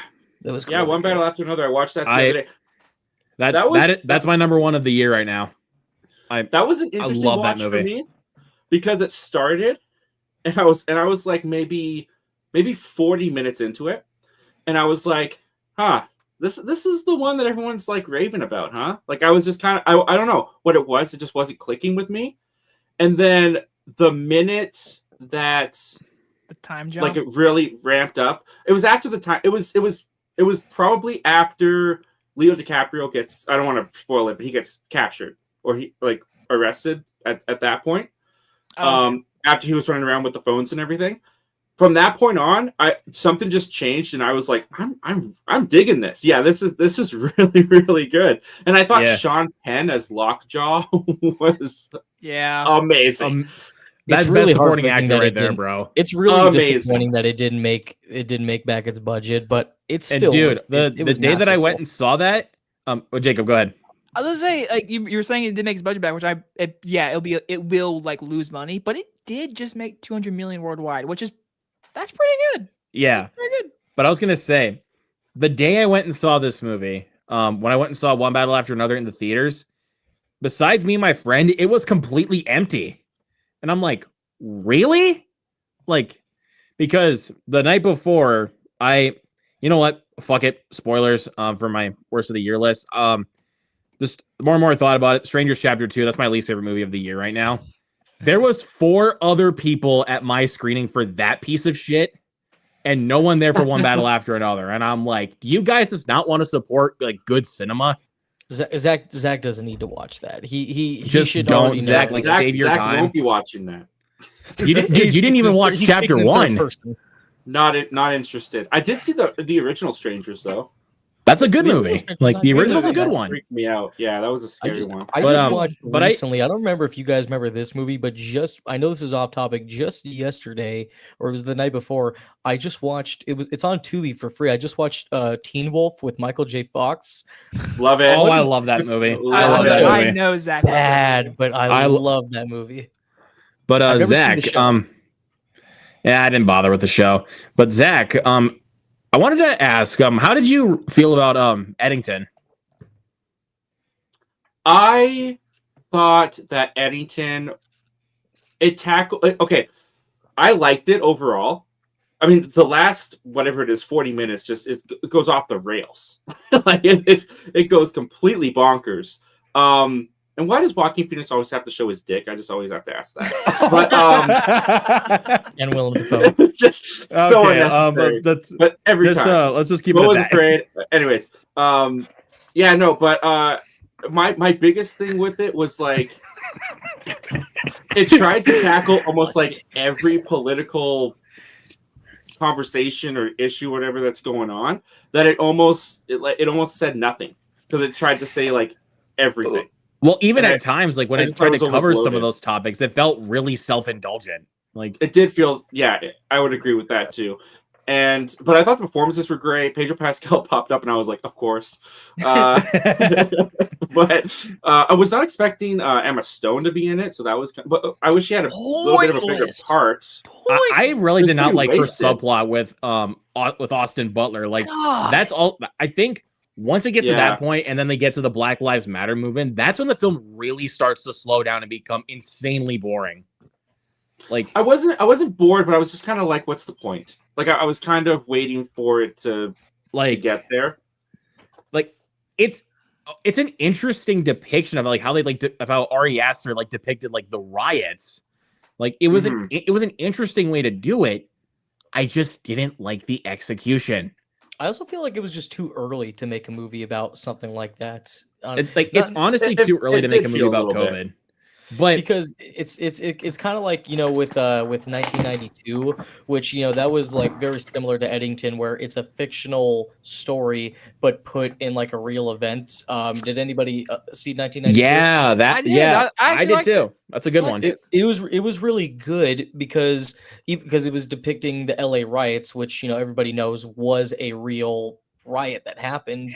But that movie did a really good job at like it's kind of hard to explain. I don't want to go on a whole tangent on 1992, but that movie did way better because it told a very well concrete story, while the riots were just kind of in the background. It was just the setting of the film. But Eddington tried to do both, where they tried to focus the story on what is going on and the fictional story, and it just doesn't work really well when they combine them together. Like even especially like when it gets to that certain point, like when they're just like going over the riots and like how crazy people were, like that's basically like what the movie's message is. It's like look how crazy these people were in 2020. Like that's basically what that whole like movie's whole message is.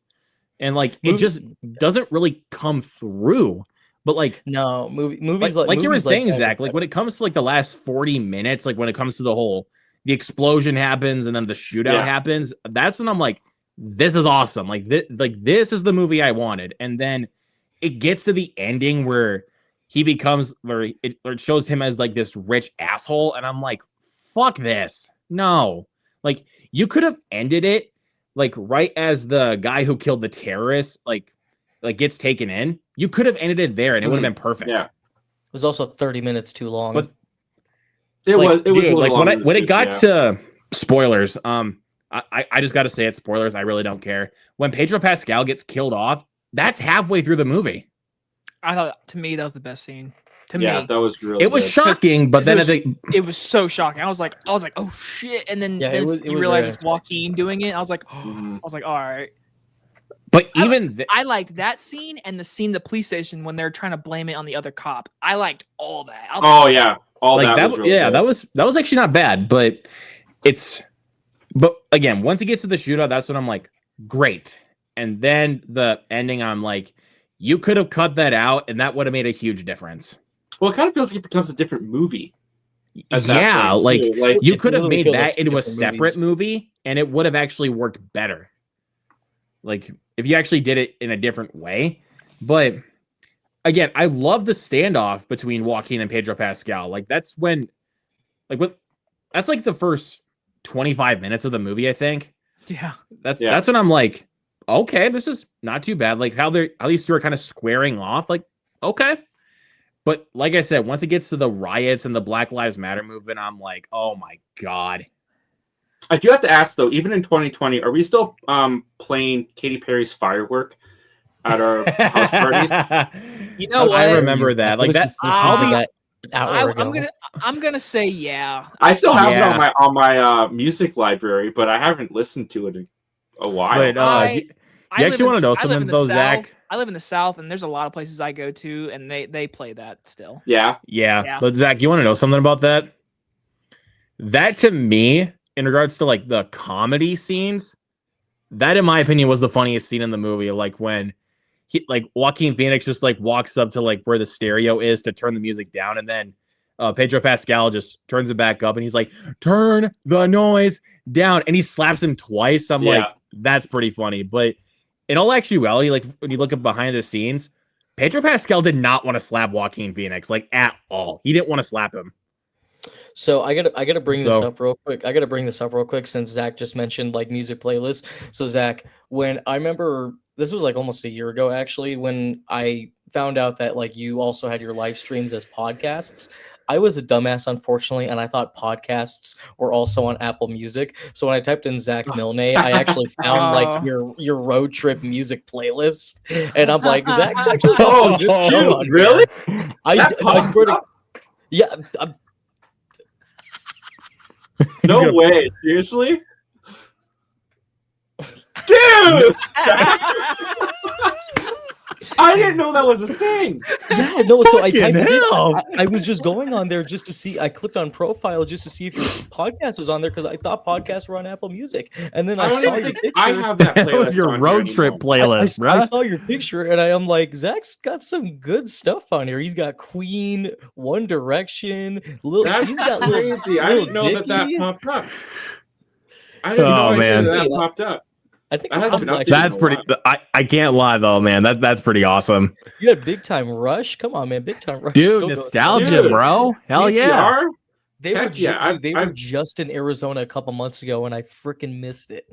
And their VIP Oh, I have Actually, never funnily met someone enough, else now who that you likes Big mentioned Time that, Rush. Michael. You're- Now that you what was mentioned that, that. Zach? Oh god, sorry. I said Go, I've Zach. literally never met anyone else who likes Big Time Rush, so I'm like thriving right now that you just I love Big said Time. I love Dude. Big Time Rush. Zach, you're talking to someone that loves Big Time Rush. I mean, as a kid, I saw them in concert twice. Nice. Like, Big- I've Big seen Time them in Rush- concert twice. Like, I even watched the show on repeat as a kid. Like, Oh, the show's I great. love still Big Time watch the Rush. I show. love their music. I'm loving their comeback, man. Did you Oh, listen yeah, to their, man. their Great, no, dude. I used to next, love. or what was it? Oh, Another what? Life album. Another Life album. Did you listen to their new album? I haven't haven't listened to it yet. Oh, I really like it. I think it's really I- good. I really so their very first album was actually one of the very first albums that I bought myself. The first album that I got, and I'm kind of embarrassed to say this, but I think everybody kind of went through a phase. The first album that my mom bought for me was Soulja Boy. If anybody remembers Soulja Boy. Oh yeah. Yep. And Yep. then remember after that. that, and then Yep, after that it was, and then after that it was Drake Bell, and then Nice. but then but one of the first ones I bought was Big Time Rush. I love Big Time Rush, but they were just here and I completely missed out because I had to work and I'm like, crap, I forgot to ask for that day off. Dude, And man. and they had a VIP thing where you can go in there, meet them for like a minute and take a picture with them. Their meet and greet thing was only $300. That's pretty cheap for as popular as they are. Yeah, like that's I mean- actually not bad. They must be more popular in the States though, because up like in Canada, I've never met someone else who likes Big Time Rush. They don't But play you it know on a the lot- radio. They don't. But like, you know a lot nothing. of people that love Nickelback. Oh yeah, that's a Canadian treasure. Yeah, there you go. I I like Nickelback. I don't know. You know I how do too. often, I do I do too. do too. Like we're not ashamed to admit it, man. I'm Like, not. Nickelback is a good band, okay? Hero Yeah, goes this hard. is Their how you song were- for Spider-Man. They got some bangers. This is Dude. how you remind me. Is the daily play on the radio station here? Like you. Dude, it's a You hear it great every song. I don't know what you're talking about, man. Hey, It what is a about- great song. I like even though Nickelback. this- I'm not. Yeah. I'm not crapping on Nickelback. Well, even though this wasn't Nickelback, it was just Chad Kroger and some other guy. What about Hero from the Spider-Man soundtrack? That's a great song. Dude, Oh yeah. Great song. dude, hell yeah. I remember that song very vividly because it's in the end credits of the first movie. And that's But going Did back you Yeah. have a Big music Time- video on the VHS when you got to the end of the credits? Oh, They play the music video. Dude, Yo. nostalgia, Yeah, man. nostalgia, I think, bro. going him back on to the Big roof. Time Rush, Him dude. on the Going back roof. to Big Time Rush, Dude. dude. It's so weird when I have to tell people. Hold on, that, let me zoom in he's got quick. the VH. Oh, that's so. Hold I on. got the VHS, Hey, man. do me nostalgia. Turn it around. I want to see the back cover, please. I gotta see it. Oh, yeah. I remember that. That's Yes. childhood right It's there. really Childhood, brother. It's so weird telling people that I'm a big Time Rush fan because I'm a metalhead, so I'm always like wearing like Metallica shirts and like jeans and stuff. So like when I tell Right. people at work that I like Big Time Rush, they look at me like, what? Well, Everything about that's me kind of the says I same like thing Big with Time. me. Like I'm more of a rock, I'm more of a rock person, like Green Day and like of course I like love Green Day. Metallica, like Pantera, like that's my kind of shit. Like I'll dabble into other genres like from like here and there. Like of course I'll dabble into some like pop and rap. Like, but for the most part, I mostly listen to rock. Well, my favorite band of all time is Queen. There you Yeah, that's another one. Queen. How can you not like Queen? That's I'm just telling you right now. Exactly. So, but anyways, let's go back to the letterbox list here.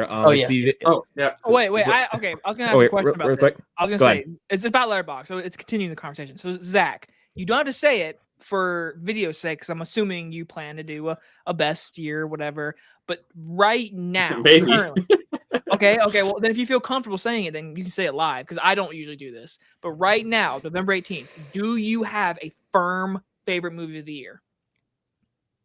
A firm one?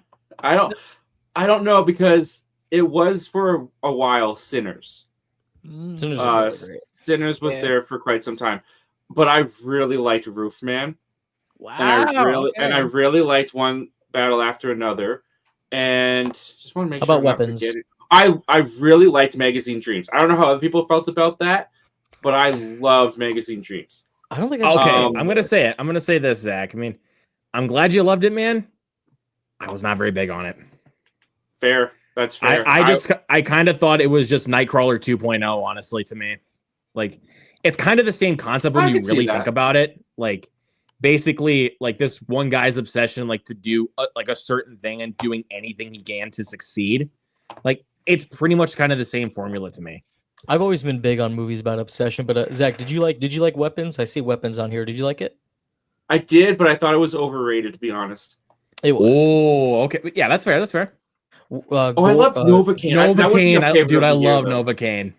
Companion Spider-Man was is great. still one of my favorites that I've watched. I know. I agree. Love Companion. Yeah. I know you loved Minecraft, Zach. Don't lie. You Oh, loved it. Stop. Warfare was real. Okay, Oh, Warfare. I did not love Minecraft, but I will say this. No, we know Jacob loved it. I hope Sully's in this chat. Sully, I hope you heard that loud and clear. Me and Zach are on the right side. Here's the thing, Jacob. Before you say that, here's the thing. Oh no. I watched it by myself, I did and too. I really disliked it.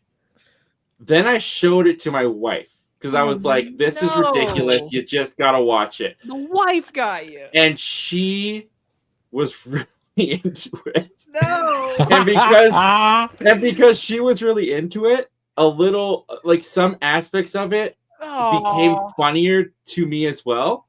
Now, that being said, I still would say I don't like it. I still would say I don't want to watch it again. No. Also, that being said, Oh my God. Oh no. We need a full I know what screen. Zach's about to grab. We need a full screen. We need a full screen right now. I'm waiting until he gets it. I'm waiting until he gets it. No, we need a full screen right now. No. Right no, now. Jacob. I need to see this. never mind. I can't find Never it. mind. It's somewhere in there. Well, actually, Zach. Oh no. I'll do you one better, man. You got the 4K? Yep. Yeah. And guess what, Zach? Guess what? I gotta organize that. I have it somewhere. Zach, guess what? What? I bought this shit day one. Day one. I bought it day one. I don't care. I thought you I got don't the care. steelbook. I enjoy the Minecraft movie. I don't care. I took my kid to see it because he likes Minecraft and he liked Minecraft and Roblox and all that stuff. I took him to see Minecraft, and I'm just like, look, I'll give it this because I know when I was a kid, my dad took me to see movies that he didn't want to see. Like I remember when The Cat in the Hat came out, and I actually I saw that in theaters. I was I 4 saw years that. old and I dressed up as the Cat in the Hat, and my dad took me to see it, and he was so embarrassed watching it. And it's awful. It's an awful movie, but it's just there's going to be at least nostalgia. one moment. There's one moment in our lives once ever, and obviously Zach's a parent, so he's going to experience this one day, where you're going to just have to take your kid to see a movie that you just really do not want to freaking see. But you're going to have to. Okay. Well, I've always said this in my reviews. I make this very clear, and I'm not going to be a hypocrite for Zach and Michael here. Yes, there are times where you go see movies with a special someone or a loved one or on a date or something, and something about that makes the thing better. Like, big example, Lisa Frankenstein. I went and saw that with Carly, like on an official date, and that I really like Lisa Frankenstein. and me and her love that movie enough to where today now I've met Catherine 3 times. So like that little moment can like spark something. So yes, for Zach, for your wife to watch Minecraft, like, you know what? I'm enjoying watching a movie with my wife. Michael, watching a movie with your kid, like those little moments mean something more than the movie itself. And I respect that. I had more fun, but I think I had more fun with it because I was with her and she was having fun with it. Yeah. But I personally, I still wouldn't, like, if it's a Friday night and I got nothing going, I'm not going to put on Minecraft. Exactly. Actually, Zach, I do have to ask answer. this. I know you and your wife used to do like the watch-alongs for like movies, like when a couple years ago when your channel was kind of getting up there. Have there been times where like you and your wife have gone to a movie together, you were excited for a movie, she wasn't excited, she ended up loving it, and you ended up hating it? Has that ever happened? It's happened to me quite a bit of times. No, she walks out of movies a lot more than I do. Does she really? Wow. I remember, I've taken her to so many movies where it's been like, I don't know, 15 minutes into it, maybe halfway through, and I just get the head turn. I'm going to go to the car. Wow, dude. I remember when I was with my girlfriend Esmeralda at the time. I really wanted to see Imaginary because I don't know why I thought fucking it hell. Man, that's the like second mention of Imaginary. Michael, can I stop you there for a second, Michael? Go ahead. I have to say something about that. I've told the story I've told the story numerous times.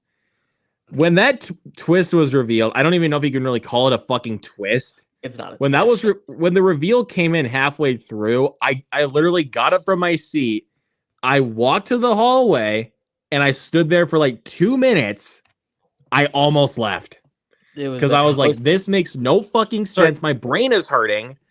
I want to fucking leave. I just want to clarify real quickly. You said that you took her to Imaginary. Yeah, no. So actually, she's now an ex. Yes. Dang. Okay. No, damn. Well, actually, so that was a mistake, but but yeah, she's still an ex. Okay. So it wasn't. Sorry, it wasn't Imaginary. I don't know why I said Imaginary. It was Tarot. That's what even worse. Even worse. So you know what's funny? Even worse. I took her to see that. She didn't want to see, even though she was a huge horror movie fan. She didn't want to see it. She loved it. I thought it was bad, and I remember when we were doing the members talk thing with Zach, they were asking like what our worst movies was, and I mentioned Tarot, and I mentioned the whole thing about like the tarot cards coming to life and killing people, and then Zach actually was like, wait, so is it like the cards like come to life and they're running around killing people? It's like, no, Zach, no. I remember. Michael, I have to. I don't know how I keep recalling like these little moments, but I still have to recall this one. Like when you still had your review of when you talked about that certain scene, like when the magician is cutting the girl in half. Like it just like cuts to her reaction. I'm just like, what the fuck is happening? Like, you did like the perfect like interpretation of it. When I was like having a seizure. I think I still have that. Like, I think I still have that specific clip like on my phone where I'm just going. I remember when I was doing that review, my dad like was napping in my bedroom, and as I was doing that, he literally comes out from the door like freaking Leahy from Trailer Park Boys, going, "What the fuck are you doing?" That's hilarious. It was great. But anyways, let's go back to the list here. I also want to say this real quick. Go, Jacob. When I saw Weapons in theaters, Carly went with me, and I really loved the movie. She did not. Wow, that's another. Oh, speaking of which, when I went with Justin to go see Nosferatu the first time, I loved it. He did not. I loved Nosferatu. Isn't it so awkward too? Like when you see people online, they're like they love the movie, and then you're like I love it, and then you're like your friend or your significant others with you, and they're like that was really bad. You're like. But here's another thing though. The second time we both went and saw it, we actually took another friend of ours from high school, and when we got out of it, Justin liked it less, but my other friend was like, it was good, but I don't know how to feel. Oh, dude. So when I went and saw the third time in theaters, I went by myself. Yeah, so, I if it makes you feel better, Luke, I actually did take Carly to see Nosferatu. She did not like it. Well, you know, Okay, well, it was okay. very So at taste. least we both have someone that we know that did not like Nosferatu. Like at least like someone like close to us. So okay, good thing I'm not alone. I had a friend. I had a friend of mine who was my roommate back in 2018, and I had her watch Shawshank Redemption with me because she had never seen it. She literally said it was one of the most boring movies she's seen. I'm like, what? Oh, dang. Oh. And she moved Dang. out. Oh, a week here's later. actually here's another one. This is another one to mention with Justin again. So Justin, if you're watching, man, I took him to see Mickey 17. I loved Yeah. it. It's so I actually keep a separate list on my Letterboxd of his ranking movies because when we tried to do Letterboxd for him, it didn't quite work out. That's in his top 3 worst. Wow. And I'm like he likes it less than like I'll actually pull up the list here really quick on my phone. I think it's definitely one of Bong Joon-ho's like weakest films, but since all of his other films are great, that's not really like saying anything. That's not saying a lot. But it's one of those films that took me 2 watches to morally understand, because the first time it's like there's so much that is being thrown at you, like even within like the first 30 minutes, but if you watch it again, like you'll kind of understand like what they're really trying to set up. I think it was also just I think people also just kind of had it really hyped up because Parasite was just so damn good. It was just so hard. It was just really hard. That's to probably that why. was the problem too. You'll like this, Yeah, Jacob. but here's the thing. There you want to know, okay, so the one movie that not gonna say Jurassic World Rebirth. One movie that he has above Mickey 17 where I'm like, bro, I respect it, but I don't understand. I Know What You Did Last Summer. Oh God. The new one. You know, okay, well, oh my God, dude, I fucking hated that movie. Well, I liked it on... up until wow the twist.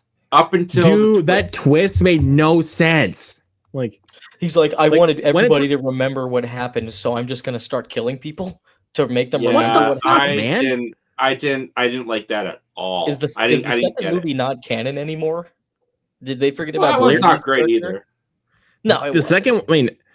I mean, I like the second one, but I can definitely acknowledge it's not the greatest. But even then, when you watch the new, I Know What You like. At least to me, like whenever when I watched the new I Know What You Did Last Summer, I was like, this just makes I Still Know What You Did Last Summer a goddamn masterpiece. Here's the thing, though. I can't go that far. I'm sorry. I binged the whole series, so coming off of I'll Always Know What You Did Last Summer and going into the new one, it looked like a masterpiece to me. Okay, I'll say this. So the first 2/3 of it, at least to me, I was like, this is entertaining, but it's not good. Like it's entertaining enough. By that point, I was kind of leaning towards like, a C+ level. Honestly, I was like, it's entertaining, but not good. But when it got to the reveal, it dropped down significantly.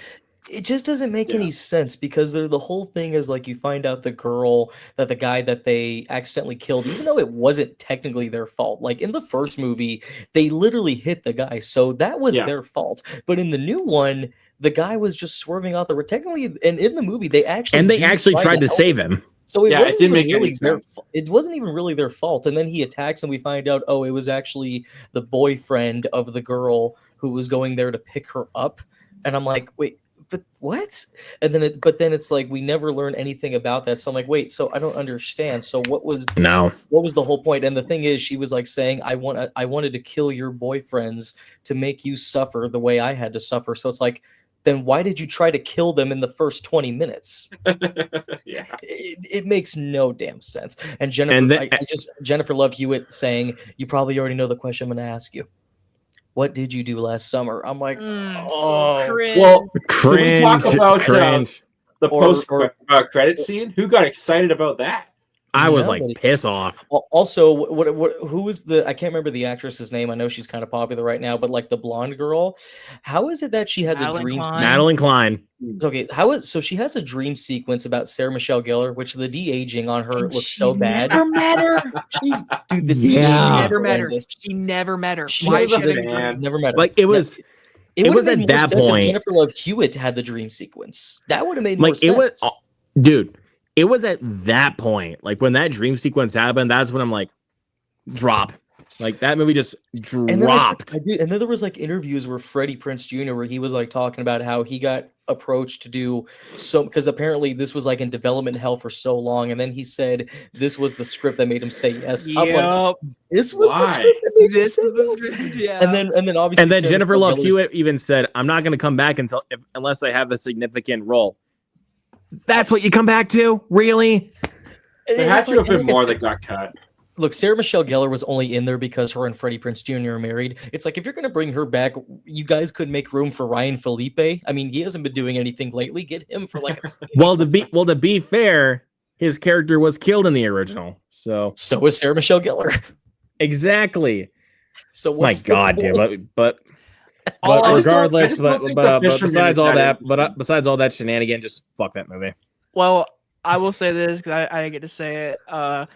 The movie was so bad that I had to actually break my one rule and do a spoiler review in my review for that movie. I literally broke. I'm like, it was that bad. I was like, Jacob, my guy, I commend you. I had to. And I commend you for that. I will say this. I've said this to Luke before, but I'll say it again. I have met Madeline Klein after the movie. She's very nice, but I talked major shit about her in that movie. But I have met her, and she's very nice. Holy crap, Ryan Felipe looks really good for 51. Good for him. But it's so, I don't know. Like I said, the first 2/3 of it were entertaining enough, but like I said, that third act, like once I got to that dream sequence, I was like checked out. Yeah, definitely. But like, dude, I'm telling you, like the weekend that came out, that was a really bad weekend for movies because we had Eddington, and then we had Smurfs. I don't. Yeah, I didn't bother with Smurfs. Just don't. I'm the only person on this stream that has fucking seen it, and I regret my actions. But I'll say this as a little perk. I didn't have to pay a dime to see it. I did not pay a dime to see that piece of shit. Also, I wanted to throw this out there too because I was gonna say this earlier, but we got caught up in a different conversation. You said that the girl you were dating, a roommate, was didn't like Shawshank. Yes. So Carly got accepted to a role, and the director said, "Hey, watch these movies prepare for this role." One of those movies that she's never seen was The Exorcist. She made it 45 minutes and turned it off. Wow. And then she said, "Tell me what happens. I'm done watching this movie." I was like, "Madam." I don't know. Like, I understand. I mean, I'm not hating on it at all because I think The Exorcist is a masterpiece. I think that's a perfect movie. But I understand why some people nowadays watching it for the first time might not like it. But yeah, that's a shame. Yeah, but I just feel you gotta Jason makes a good point in the comments. By the way, what's up, Jason? Says, it's terrible when it's free and it's still bad. Yep. He's got a point. Like, that was like the one thing I was glad about when I saw Smurfs, that I didn't have to pay a single dime to see it. But even then, I still wasted an hour and a half of my time.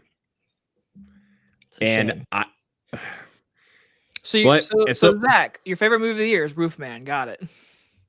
I think I'll still say Sinners, but it's not definitive. Like you asked if I had like a concrete one. I don't know if I have a concrete one because the more I think about it, one battle after another could creep up there. But for now, it's Sinners, I think.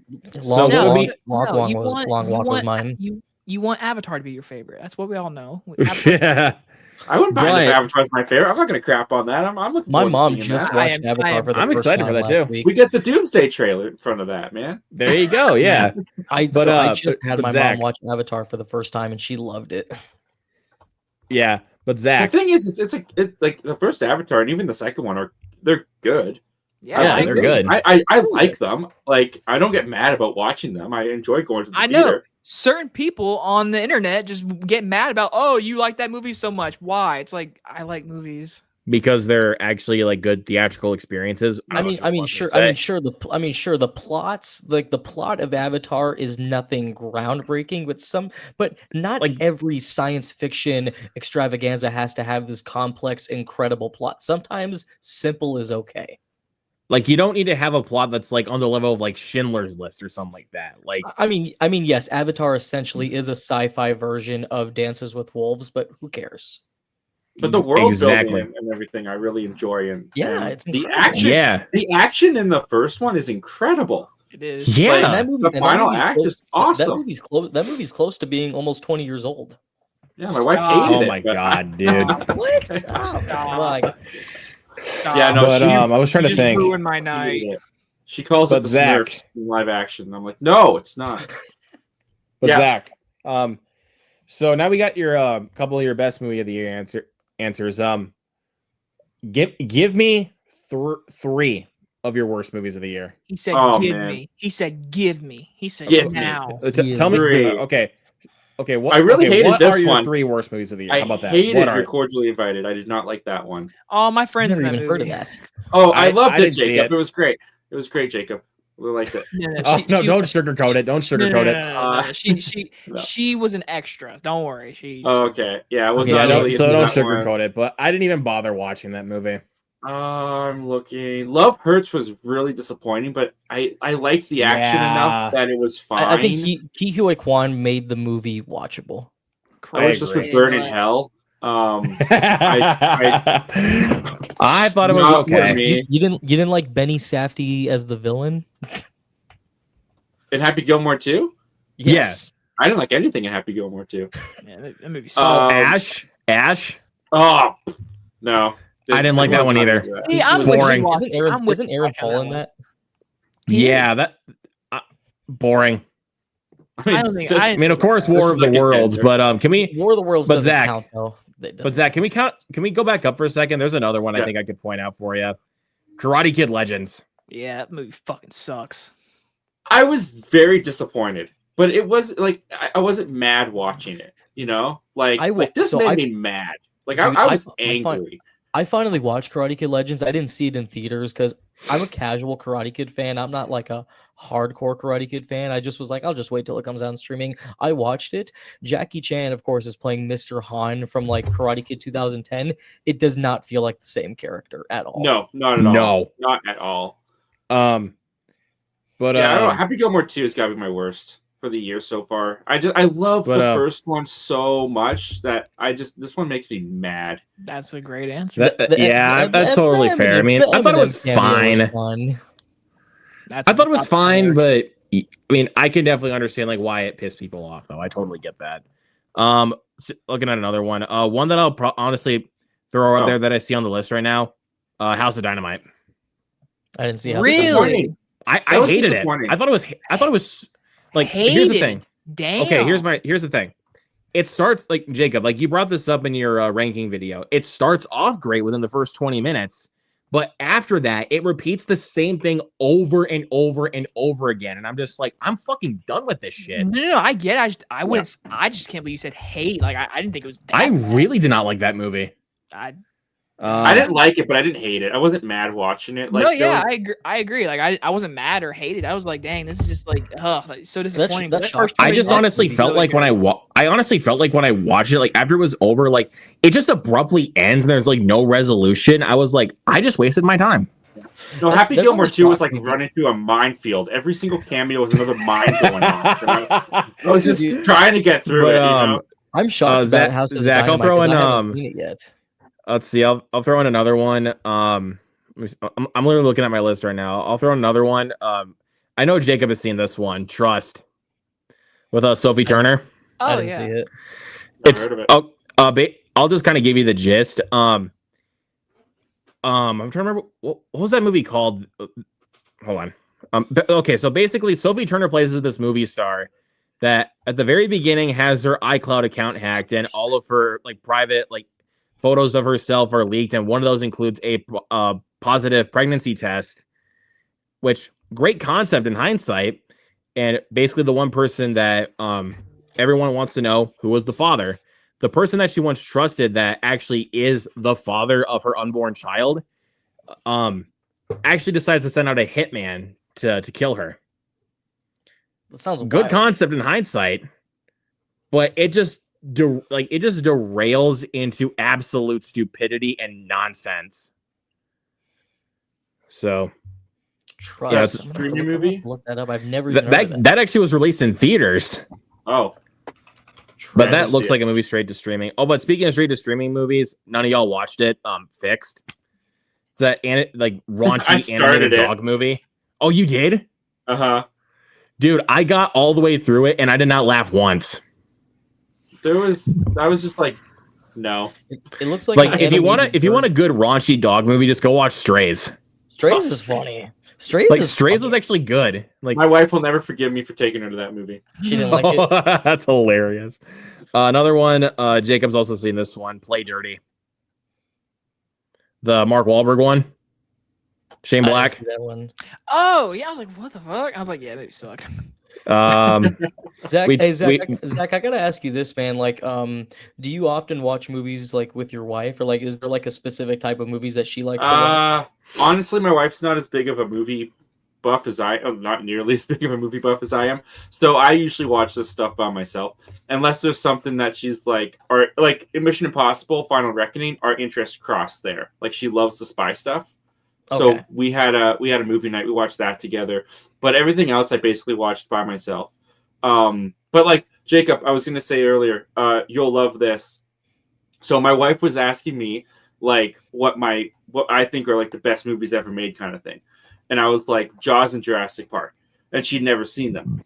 So we watched Jaws and we finished watching Jaws and I go, what do you think? She goes, it's a 7 out of 10. I'm like, 7? That doesn't get any better than that. What do you want?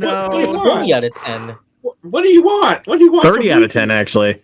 So we go and watch Jurassic Park afterwards. And I go, all right, what'd you think of that one? She goes, that was a 9. That was excellent. Okay. There we go. There we go. She loves Jurassic Park. I'm a little bit mixed on the 7 out of 10 with Jaws, though. And I was like, do I grab the papers? Do I?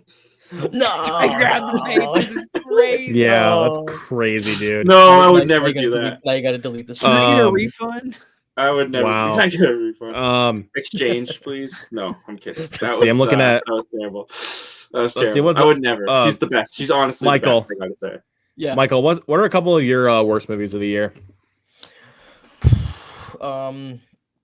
I know a lot of people are going to say Happy Gilmore. I didn't hate it. I think I gave that like a C when I originally had my channel, but The Strangers Chapter 2, without a doubt.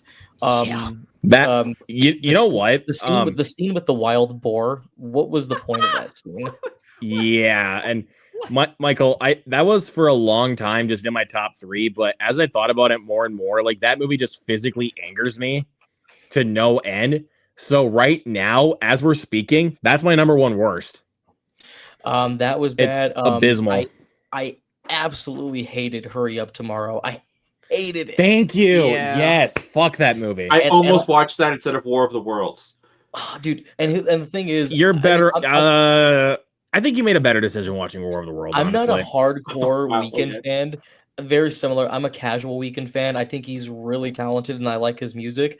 But I remember there was that whole meme going around where like people were showing his acting, and that was before I saw the Shut the fuck up. What are you talking? And then I finally watched the movie and I'm like, this is literally like style. This is the definition of style over substance. Yep. So definitely number 2. As far as the third one goes, I'm looking at all the movies I watched right now. Until Dawn. Hated Until Dawn. Absolutely hated I liked it. I liked it. I liked it for what it was. Okay. Yeah, I never Here's played what the game. This is coming from someone who hasn't played the game. I liked have it. played the game. I have played the game, Okay, Michael. but here's what I gotta say. I don't want to go on a whole rant tangent because I can go on for 3 hours. Why is it so hard to just take the story from the game? And people always say, well, if you guys want the actual story, then just play the game. It's like, then why even use the name? It's just a different movie. And then Peter Yeah. Stormare comes in, and then it's a plot that Peter Stormare is the villain. Like, Peter Stormare is the bad guy? What a shock. It's like, it's just, and I think the concept itself was cool, how instead of like just telling the story from like the actual game, they decided to do that thing where it's like, what the hell you doing, bro? Yeah, Walmart. Michael. It was really cool how they relive their lives and stuff, and like, but it was just bad. I hated Until Dawn so much. I liked it for what it was. It was fine. Let me actually look back at my list. Another one I'll throw up there. We talked about this one, Honey Don't. So a movie that just has so much going on to a point where it's like nothing actually happened, and like Jacob said, it's just relying on lesbian sex. Yeah, no joke. None of y'all saw this movie. None of y'all saw this movie. What? Are you sure? Are you sure? Dude, I'm sure. Like, out of all of us in here, I am the only one that has seen this movie because my theater played this. My theater played this. Are you sure about that? Are you sure about that? Yeah, but I'm saying that right now. My theater played this. And I went and saw it in theaters. It's a movie called Skill House. I saw that shit in theaters. Okay. So yeah. This is from so it comes to us from so it's directed by the guy who wrote the last 3 Saw movies. Oh, you sent me this, Luke. I remember you sent me this. You were asking if it was playing at my theater. I remember this. Yeah, I didn't see it. Did I see it? I don't remember if I saw this. But I know Zach has no idea what I'm talking about. Is it Gabby's Dollhouse or is it something? No, it's just called Skill. It's called Skill House. Okay. Skill House. It's basically, it's I was better off watching that. Gabby's Dollhouse already come out. Yes. Yeah. Jacob? Didn't you just go in for like 1 minute? Yep. I went to the bathroom, walked out. It was playing right in front of me. I was like, are they going to be concerned if I just go in and watch that movie by myself? Let's try this again. Probably. Hey. What up? You're not the real Michael. That's not even your background. But anyways, Skill House is basically like about like this group of social media influencers that are basically in this one house, and they're forced to be playing this game that is hosted by 50 Cent of all people. No, just wait till you see. So basically they have to do like these challenges that come up on their phones, and if they fail, they die. But like, here's the thing: the people that are watching like the whole thing get to vote on whether or not they live or they die. Sounds interesting. Fuck off. But like, okay, but here's the one thing though. I have to say this. Like, this occurs at the beginning. Like, as soon as they find out like what kind of game this is, they are told that they can't leave. What's the first thing they decide to do? They try to leave. Yeah, that's the first thing they decide to do. And then the only like big actor that's really in this movie is Neil McDonough. I can't really pronounce. I don't know. Neil McDonough. McDonough, yeah. He's like the biggest notable actor. He plays the cop that like comes in like towards the end of this movie. Spoilers, who really cares? It's revealed that he was one of the people behind it, and another one of the contestants that was playing it was also behind it for some reason.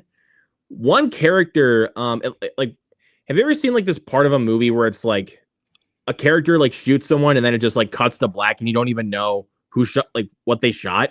It happens all the time. It's a cliche. Oh yeah, that happens in this movie. The girl that apparently like you think shot one of the killers. She shot one of the main characters that was part of the game, the last one to survive. Brilliant. She didn't shoot the killer. And by that point, I was so pissed off. Sequel. Wait, what movie are you talking about? I just hopped in. Skill House. Oh. Look, as much as 50 Cent is one of my favorite rappers, please keep him away from Hollywood. He can't act. He needs the only movie where I actually feel like he actually did a decent job in is Den of Thieves. Unless you count what's the movie? Hustle and Flow? Get rich or die trying. Get rich or die trying. Yeah, that's. Yeah. But yeah, guys, just I don't know when it's going to come to streaming, but just avoid Skill House at all costs, please. I'm adding it to my watch list tonight. Brother. No, come on, Zach. Like, guys, Just let him. Dude, guys, come on. I saw it, so you don't have to. So, Luke, are you happy that I finally watched The Big Lebowski? Yes, No. sir. You finally did it. It's a freaking classic. Dude, it's one of the best. Not on What? the rug, man. Wait, Zach, have you seen Big Lebowski? No. Oh, No. Okay, here's the thing. Oh, though, now I'm Zach, not here's the alone thing. anymore. No. Here's the thing. Well, about now you Zach, actually just though. watched Zach, it, so- Now I'm doesn't have alone. an excuse because Zach is a film buff and he's seen a lot. Michael is supposed to be a film buff and hasn't seen most of anything, so Zach gets a pass on that. But Michael thank you. is never going to be No, forgiven. fuck that. Fuck that. Zach gets a Dude. pass, but dude, but Michael. Well, here's the thing, though. You have not seen one Tarantino movie, not one. Oh, but thanks to Mike, fuck him for it. No, I'm just kidding. He He sent sent me you Pulp Pulp Fiction. Fiction. He said in Pulp Fiction. Michael. So, He said in Michael, Pulp here's the thing. Fiction. If you're a film buff, you don't have to watch every Tarantino movie. You got to at least watch one. At least one. Like, what's like for me, Jacob, Michael, and Zach? Like, what's like the one Tarantino movie, at least to you, where you feel like you have to watch it? Pulp Fiction. Oh, Pulp man. Fiction. Pulp Fiction. Like, Inglorious I'm gonna go- Bastards for me. Like, Inglorious Bastards. I'm gonna go Kill Bill. Just to be Okay. Inglorious Bastards for me. So Django Unchained. Django. I was gonna say, like, if the question is for like the film community, film buffs, But I feel like the I answer was gonna has say, to like, be bes- Pulp I should- Fiction. I should say besides Pulp Fiction. Like, Okay, well, if we're choosing like our favorites, yeah, like Django. I'm going to change it and I'm going to say Reservoir Dogs because that is literally Right. a like an actual filmmaker's movie because no budget, like couple locations, warehouse, that is the definition of an actual movie. So I think for film buffs, Reservoir Dogs is probably like the one they need to watch the most. That's like the most inspirational. That's what I would say. And it has the dad from Free Willy. So big 2 thumbs up for me. nostalgia right there, bro. Nostalgia. But for me, I love Free Willy. I gotta go with Inglorious Bastards. Like, that is my favorite Tarantino movie, like, by a long shot. Like, It's a really good one. I Like, like Once Upon a Time in Hollywood, actually. That's I one of love my that one too. favorites. That one's grown. That's on a me good lot. one. Another I'm one.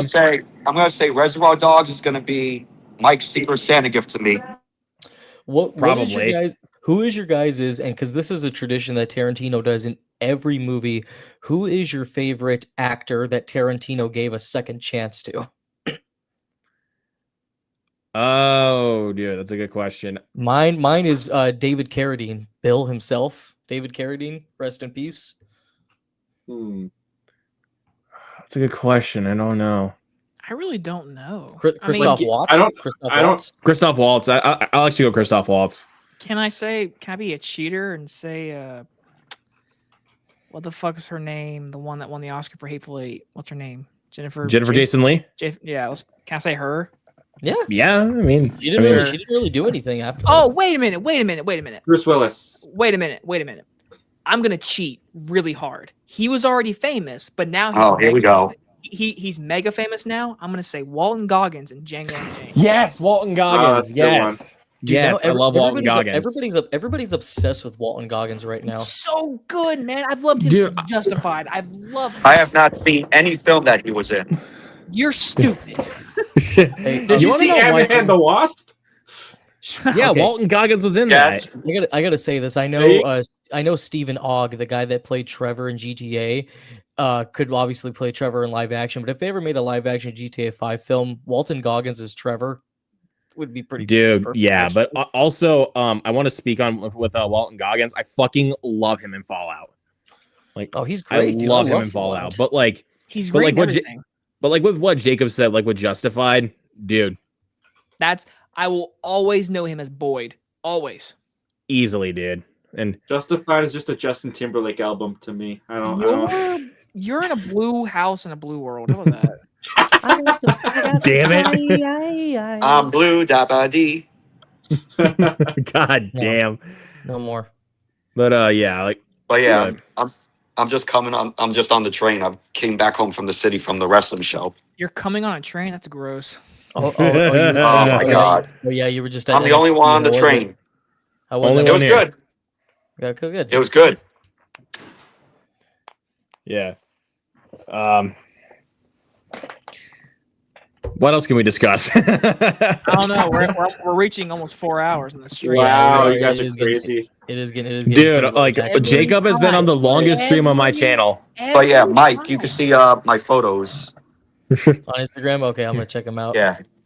And by the way, guys, I picked up 4K at the Mask. Nice. Nice. Are Classic. you gonna? Fuck yeah. If since there's nobody on the bus, there's nothing stopping you from singing Cuban Pete. And then Fantastic Voyage. Nice. Oh, I was gonna get Midnight Cowboy for the Criterion sale, but they didn't even have it. okay. But you want to know one that I actually... Okay, you want to know a movie I got for the Criterion sale that I actually just watched for the first time not too long ago? What's that? Right here. Yo, mama. Fuck off. Anyways. This is Spinal Tap. I literally couldn't see it because you're like, That's a good for one. me, you're in the corner with the time. Oh yeah, that's right. That's because of Here, I'm gonna remove this quick. There we go. Yay. There we Now go. you can see it. That's Yep. pretty cool. Yeah, this is the 4K of it as well. I love this movie, dude. Like, It's good. I can't believe it took me so long to get around to this movie, dude. It's so good. It's a good one. I like. I've seen it one time with my dad. I'm assuming your dad's a big fan. I actually, Jacob, I think you should rewatch the first one and then check out the sequel. The sequel is actually really solid. It was one of those movies where like I could have gone and seen it. Like it was playing in my theater, but like I don't know. I've seen the first one one time, literally when I was 10 or 9. Because my dad's a big rock and roll guy, so he's like, this one's pretty funny. And like I never like dearly loved Spinal Tap, but I was like, yeah, it was good. But then when they met, that's the second one. I was like, I really just don't care. But I thought, maybe I one thought day. they were a real. I thought they were a real band, actually. I thought Zach was my father. Ah, I mean, how many fake artists in movies do we wish were real people? Like, I wish Powerline was a real artist. yeah, but I mean, I would definitely say Connor. say freaking Spinal Tap for sure, man. Wait, what did you Connor. say? Zach? Did any of you get your Wicked Never tickets? stop, never stop. Oh my God, Popstar! That's such an underrated. Oh, film. I love Popstar, dude. I mean, in all honesty, though, like that's a great answer. Totally love the answer. It is just Lonely Island, though. True. Yeah, It you got a is. good point. It is Lonely Island, yeah. Yeah. I just had sex and it felt so I freaking love that. I'm sure. That's a great one. Dude, I played that song in front of Carly one time, and she had no idea what the song was, and I fucking sung every word in the car. And she's like, "Why do you know every word?" I was like, "Just go with it." No, that's Just different. No, fucking I listen. remember in middle school, and I'm not going to repeat the lyrics on here, of course, but I remember in middle school, I played that song. If you guys know, you know, it's by that one female rapper, Cupcake. Who's that? I was about to say that's not ringing a bell. Okay, Sounds No okay. idea who that If is. you get a chance, like I said, I don't want to show it on here or repeat the lyrics, but if you get a chance, look up "Deep Throat" by Cupcake. That's all you need to got it, know. man. I'm on Spotify right now. Oh, don't. He's gonna. Oh, of course, Jacob. But Just don't became show like it on camera. Just don't show it on camera. It became a meme for the longest time because people would be playing it in their parents' car. Dude, and I can would be hear their it. parents' Reaction. I can Oh hear my you. gosh.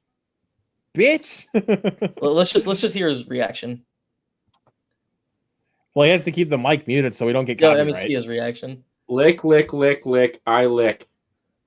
Are you reading the lyrics? I want to eat you. Dude, don't do that. Don't do that. Zach, He loves it. don't He read the loves it. lyrics. He was reading his lyrics. Don't read the lyrics, bro. I won't. He's He's mouthing him. He's mouthing him. It's his favorite song now. Zach. I'm turning it off. I'm turning it off. Zach, no. I got to no. a minute. I got to a minute, Michael. You didn't like it. What's no, funny is Zach, I was trying to figure no. out if I've heard it before. That was like I was trying to figure out. It was like a meme for the longest time. Zach.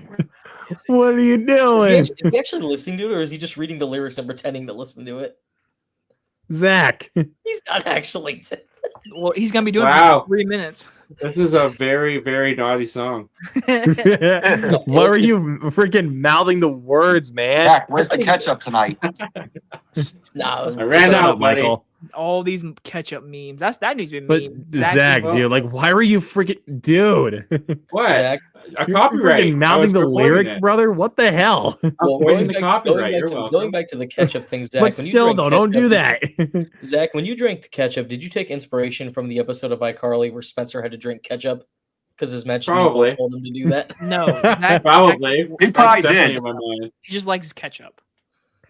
He's like, Just like and the he even ketchup. said during the stream, "You don't waste ketchup, man." Yeah, No, you don't do it. unless No, unless you I- want to. Unless you want to. I was in a mood. I think I had a bad day at work, and I was just like, I just Are you want to still go working do But I something. mean, come on. I Yeah, mean, the car dealership? Zach, like, you came into one of my streams while walking around goddamn Walmart, dude.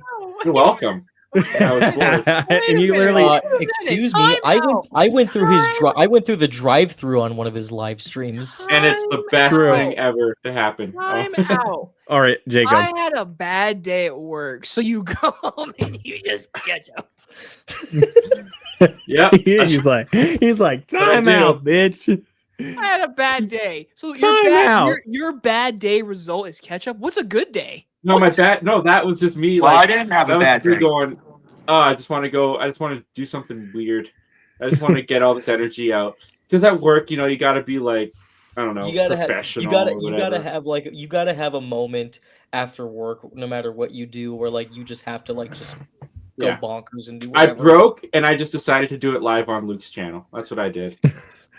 It made for a Somebody had great to- moment, though. I'll tell you that. It'll happen again. Classic video. No promises. Like, bro, But it'll happen. it's on. I think it's honestly like whenever like I go back to like certain Hangout streams, that's like one of my most rewatched moments because of the fact that it was so out of nowhere, and also like before that when Jacob asked like, "Oh, let's all take a guess of like what cookie Zach is eating," and then we realized you were Oh, eating yeah. chicken, It was a chicken burger. and then freaking Ryan was like, "Is it a Canadian variety?" He's like, Probably. "You got your own bacon over there, He so it crossed wouldn't the surprise border. me." Yeah, we do. You Hey, should Zach, make Zach, you Zach, should make a you still work at compilation the- video one day. Zach, do you still work at that car dealership that you worked at when you told us? I do. Yep. So, like, were you telling me, Jacob, or Yeah, like, you should make a compilation video one day of your favorite moments. that was one of the that's one of them. I think quite a few of those, Jacob, were actually some of the funny stories that you told me. One in My Spider-Man particular. review was gone that I did with Zach. Well, I'll tell. Oh man, I'll that was just, a good um, one. Heartbreaking. I'll just say it without really telling the story. It was when you went and saw Hereditary in IMAX. You did tell me that story. Hereditary was in IMAX? It was. It was last year. I missed it. Um, Wow, that would have been awesome. Dude, The Shining's playing in IMAX next month. Ooh. Yeah. I've already seen The Shining like 5 times Oh, this the year. girl sneezing. Yeah. Yeah. That was the one he told me. Bro, I fucking lost it, dude. and then Michael and Andy was like, I told him that, and he's like, it reminds me of that scene in Scooby Doo where it's like, no, that was just my grandma's perfume. I sometimes get a little, oh geez. No, it was fucking girl doing the oh woo. Speaking of Matthew Lillard, is anybody hyped for Scream 7? No, I am. that I did not like that trailer. Man, I'm gonna I, burn like it all. as the Like- fan, I want to see it, but because I met Melissa, I feel like a traitor. Yeah, Stop meeting celebrities, man. Gosh. I met you, right? gosh. Zach, you're making it sound like Napoleon Dynamite. God. This is a Flippin' long idiot. time. Jacob, this has been a long time coming. Oh, What? Oh, I found it. my God. I found it. That's is that's that? me. That's me. Okay, Just so this Little let Mermaid. Zach take it away. Oh God, Those I'm just as gonna have Jean Grey. nightmares tonight. So actually, I'll just go ahead and say it. It was that moment where you guys just fucking cracked up on stream. That was the best. That's my favorite moment I've ever been on YouTube. Was that That moment. was the best. So that's when Zach was telling the story of like when he worked at the Value Village thrift store. He said that you guys had to do like what freaking Halloween dress up thing because it's like a biggest time of the year for you guys. I was like the head of the Halloween section. It's the biggest time of the year, so I was encouraged to dress up I did a couple bad ones that are probably inappropriate to show nowadays, but so don't show them then. well, it's not that bad. But show them though. We don't want to have I think nightmares let's just tonight. wait until we get off stream here. Teen pregnancy. Oh God. Why is That the was a fun man one. doing all these characters? That was a fun one. That's probably enough for now. Yeah, he's just like he's like I'm just There's- not gonna show that because otherwise There's we do. more. That's what makes me so excited. There's Like, more. but Zach were a is all couple like, where they told me you need to change. I want to Zach, see these so but Zach is bad. all like, you know what? But Zach is all like, you know what? I don't want YouTube just to see what these kind of costumes were like. Dude, it's 12:30. No one's active right now. Oh wow, it's 12:30. There's actually right Yeah, now. it's There's actually 12:30. three people. There's 3 people watching the stream right now. Hold on, So guys. so, but Are you I think guys? just so we go ahead. Are you guys? Did you guys get your tickets for Wicked yet for this weekend? I've already seen it. My Jacob guy. already saw it. I'm going Oh, Friday. fuck you. Did you like it, Jacob? I do. Jacob does it. Am Fuck I you too, then, Michael. gonna have a good time on Thursday? Sorry, there was. I'm a lot of people talking. I don't know what the question is now. I'm sorry. Am I gonna have a good time on Thursday? I'm seeing it Thursday. Jacob. Did you like the first one? I love the first one. Then Me too. I believe you will love the second one. Okay. Yeah. Good. I'm seeing it Friday. Okay, I'll say this one thing. Do you know the resolution? Like, do you know what happens? Not a thing. I do because Okay. I've seen the play. Okay, It's actually shorter than the first one. it is. Of And course. And my issue, and I said this in my review, was the pacing is really fast. And I feel like I'm just saying for Zach, if you can, from now till Thursday, try to watch the first one before seeing the new one. It will literally like. Oh yeah, I've will done that. Okay, it will. I Feel watched it the other better. day. It will feel better then.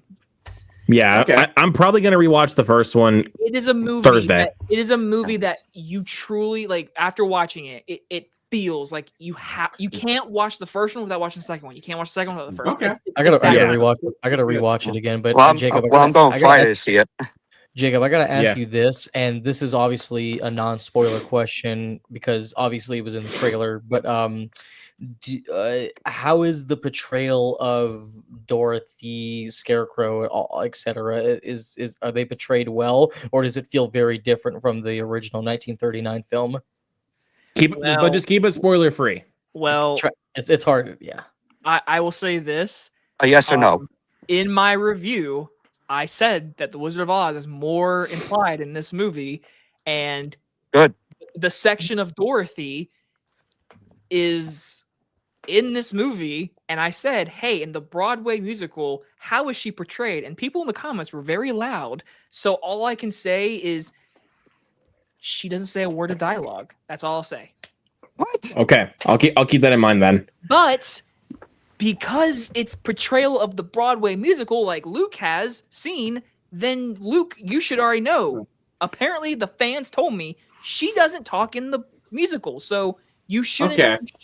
Exactly. Yeah. Well, hey- A musical fan. Well, I said- followed the source material. A musical fan said to me on a comment, from the trailers alone, it looks like they show her more than they did in the play, and I was like, okay. Okay. So there Yeah. you go. Do they When I also saw the keep her first in the one kitchen? theaters- Oh my god. Zach. No, dude, when I saw they- it they in do- theaters, Well, Zach, it was only really- for you. They do reveal that Cynthia does have a green pussy. I'm sorry, that's the big. What the hell? Okay, that's the. That big was reveal. so out of left field. Wow. Big Okay, reveal. all right, Okay, time I it might out. buy a second ticket. Oh, look at that. Wow. That dude. You'll be for good too. I Wow, mean, dude. uh, That's That's what the some of the freaking- things that are just so crazy about some of these streams I do is that some of these jokes just come so out of fucking left field. Jokes. Like, it's not a joke. She's green. I mean, yeah, but at the same time, it's like when, like, you guys sometimes say like the most random things that just so like comes so out of left field to me. Oh, and to answer your part 2 question, and this will be very non-spoiler, to answer your question about the Scarecrow, whatever, those characters are seen. Okay. I Good. know. Just keep it that way. I mean, obviously, I know it's more based off of the book because they can't do anything with the original Wizard of Oz because that's copyrighted completely. So it's more based off of the book, which I've actually read the Wizard of Oz books. So I'm intrigued. Yeah, I never did. I think there's a lot. There's a lot of them. Either way, to answer the question, I enjoyed the movie. It's probably my top 10 favorite of the year. Oh, that's good. That's good. Okay. One thing that has come out of being a dad is if I go to the theater and I walk out disappointed or not liking the movie, I'm even more upset because I could have been with my boy. And instead I watched a crummy movie. So that's good. Yeah. I hope I leave happy. Hope I'm happy. I mean, again, I feel like I really I recommend everyone watch the first one very recently, then go see the second one. That's like my biggest thing. Yeah. What's your boy watching right now? Is he just watching like Coco Melon or SpongeBob? He better probably be asleep. No, he's 9 months. He's not watching any of that kind of stuff yet. He's not really watching anything. I mean, occasionally I'll put on Bearsteen Bears. But that's it. That's it. All right. You should show him Teletubbies. I don't want to start him yet. How about Ren and Stimpy? How about How about Toy Story? Rugrats. Ask me in 3 years. It'll be right Zach, now, how about Rugrats? It's still maybe if I can find it. If you want to teach your boy to be a man, show him Beavis and Butthead. Stop. Get out of brother. here. Nah, my kid right now is obsessed with Shrek. My kid likes to basically do what I do. He likes to quote stuff. He'll be like, "Hey, Dad, you be Donkey, I be Shrek," and we'll literally just quote Shrek, and it's hilarious. So that's one awesome. thing he loves right now, bro. Even though Shrek is not a kids movie. Okay, I gotta say this. I'll say this one last thing before we end this stream. Yeah. So last Friday when I was at work, one of my coworkers also loves movies like I do.